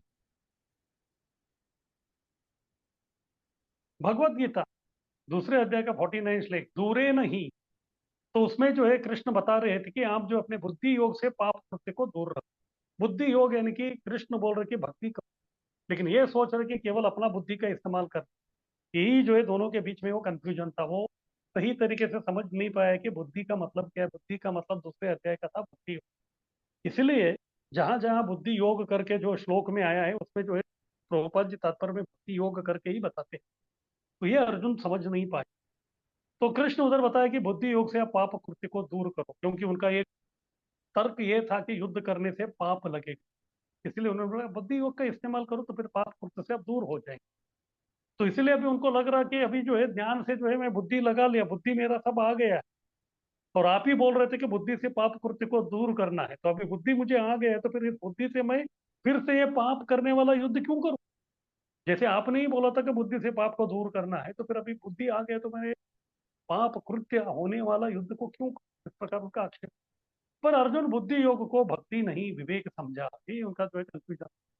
कृष्ण जो बुद्धि योग बुद्धि योग बुद्धि योग बोल रहे थे वो भक्ति के बारे में था, लेकिन उनको लगा कि ये केवल विवेक यानी कि इंटेलिजेंस, किस प्रकार उन्होंने समझा, तो इसलिए वो कंफ्यूजन उलझन में। आगे की अध्याय 2, आत्मज्ञान से अर्जुन की शोक दूर करने का प्रयास हुआ। क्योंकि अर्जुन का समस्या था कि मैं युद्ध करूं या नहीं करूं, और ये प्रश्न क्यों आया था? क्योंकि वो देहात्म बुद्धि में थे, वो अपने आप को शरीर समझ रहे, इसलिए आया। तो इसीलिए जो है कृष्ण को उनको समझाना था कि आप देह नहीं, यानी कि आप शरीर नहीं, आप आत्मा हो। इसीलिए उनको आत्मज्ञान दिया गया। तो आत्मज्ञान दिया, लेकिन उस आत्मज्ञान का साक्षात्कार तक कैसे पहुंचने का उसका प्रैक्टिकल विधि से जो उन्होंने बताया कि पहले आप सकाम कर्म करो, फिर निष्काम कर्म करो, इस प्रकार से धीरे धीरे जो है आप आओगे तो फिर आप शांति प्राप्त करो। इस प्रकार कई सारे जो है उनको प्रक्रिया बताया गया। पर अर्जुन भक्ति को निर्जन भजन वाला निष्क्रियता समझा और कुशलता से युद्ध नकारा, क्योंकि मन में उनका पहले से ही चल रहा था युद्ध किस प्रकार से नहीं कर। कभी कभी होता है अगर कोई व्यक्ति ने ठान लिया कि आज जो है मैं उधर जाऊंगा ही नहीं, तो फिर आप उसको कितना भी कोशिश करेंगे तो वो बहानाबाजी कर, अगर अरे उधर ऐसा है या जाने के लिए गाड़ी नहीं है, ये है वो है, इस प्रकार वो बोलता रहेगा। तो इसी प्रकार जब अर्जुन को जो है भक्ति के बारे में सब बताया गया तो बुद्धि के बारे में बोल रहे थे, उनको बोला कि इसमें कोई काम करना नहीं है, केवल सुनना है। उनको लगा कि निर्जन भजन में जाके निष्क्रियता ओम शांति करना है, शांति में दिक्कत। तो जैसे लोग जो है एकांत में जाके जो है शांति को प्राप्त करते हैं, तो इसी प्रकार मुझे भी जो है युद्ध छोड़ के जाके शांति प्राप्त कर, इस प्रकार से उन्होंने सोचा। तो फिर कुशलता से तो युद्ध को रखा रहा। पर प्रामाणिक विद्यार्थी होने से उन्होंने प्रश्न किए, क्योंकि विद्यार्थी प्रामाणिक, प्रश्न आ रहा है, संशय आ रहा है, तो इसीलिए कृष्ण को गुरु माना है, तो फिर पूछ रहे किस प्रकार से जो है मेरा मन में प्रश्न आ रहा था, बताइए। तो कभी कभी ये जो बहुत महत्वपूर्ण है, कभी कभी हमको लगता है कि गुरु ने जो बोला है, हम कुछ करना चाहते हैं, हमको लगता है कि गुरु ने जो बोला है वो जो मैं चाहता हूँ वही करने के लिए बोल रहे हैं, लेकिन फिर भी जो है आपको एक बार जो है कंफर्म करना चाहिए, आप जो करना चाहते हैं वो गुरु वही बोल रहे थे। बहुत सारे लोग ऐसा नहीं करते, उनको लगता है कि अरे हो गया ना, हमको भी वही करना है और गुरु भी वही बोला है करके अपने आप डिसीजन लेके निर्णय लेके काम करने लगते, तो फिर बाद में जो है गड़बड़। इधर अर्जुन भी ऐसे समझ सकते थे, लेकिन वो प्रामाणिक थे, इसलिए जो है वो एक बार कंफर्म करना चाहते, जो उनके मन में आ रहा है दूसरे अध्याय सुनने के बाद, इसलिए वो कंफर्म करने के लिए इस प्रकार से प्रश्न। आगे की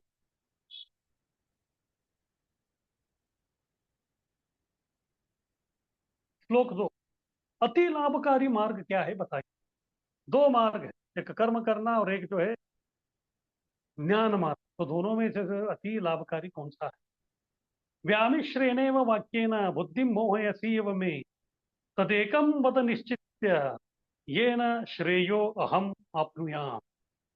व्यामिश्रेणेव वाक्येन, व्यामिश्रेणेव यानी कि वाक्य, यानी कि आपके जो वाक्य अलग अलग प्रकार के आपने जो विषय वस्तु के बताया, तो उससे क्या हो गया? व्यामिश्रेणेव, उसको मैंने सुन लिया, उससे क्या हो गया? बुद्धि मोहयसीव में, उससे मेरा बुद्धि जो है मोहित हो गया है, मेरा बुद्धि जो है बहुत मोहित हो गया है। क्यों? क्योंकि क्या करना समझ में नहीं आ रहा। इसलिए आप क्या करो, तत् एकम वद निश्चित, आप जो है निश्चित रूप से एक ही बताइए मुझे करना क्या है और क्या करना है। ये न श्रेय अहम आपने, मेरे लिए जो श्रेयस्कर है, मेरे लिए जो अच्छा है, और वो जो मुझे क्या करना है, बस केवल वही मुझे बताइए। अभी बाकी जो है तोता मैना की कहानी मुझे नहीं चाहिए, बस मुझे बताइए क्या करना है, वही मैं करूंगा जो मेरे लिए हितकारी। आगे कीजिए।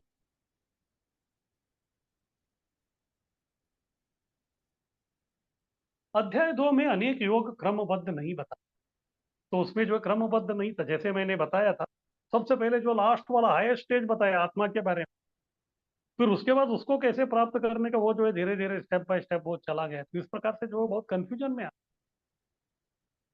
अगर जो है छोटा बच्चा है, अगर वो पढ़ रहा, वो पढ़ने का अभी चालू किया है, तो डायरेक्ट उसको जो है किताब नहीं देंगे। किताब देंगे तो वो क्या पढ़ेगा? हाँ ठीक है, वो किस किताब भी उसको पढ़ना है, लेकिन वो किताब में जो है उसको कहाँ से चालू करना है, एबीसीडी से चालू करवाना। अगर उसको जो है कोई अध्याय दिखाएंगे तो फिर वो व्यक्ति कंफ्यूजन में आ जाए।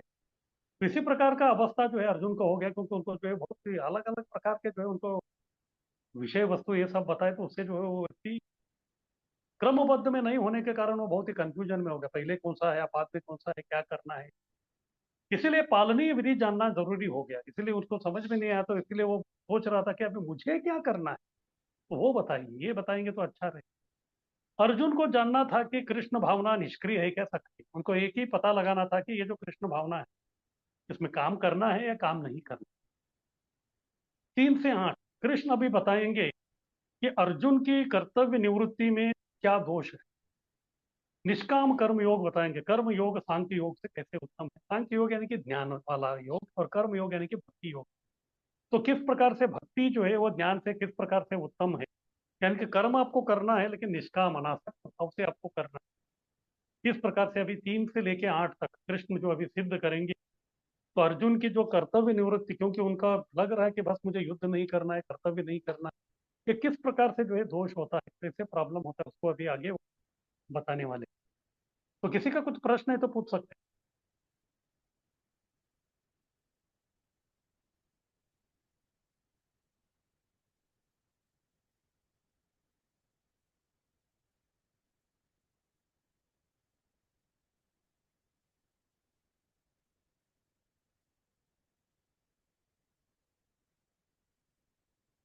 किसी का कोई प्रश्न?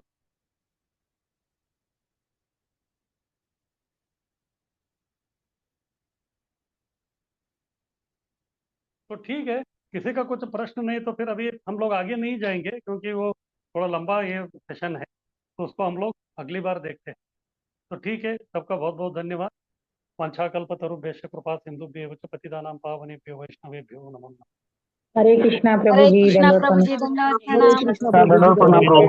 हरे कृष्ण प्रभु जी, दंडवत प्रणाम प्रभु जी।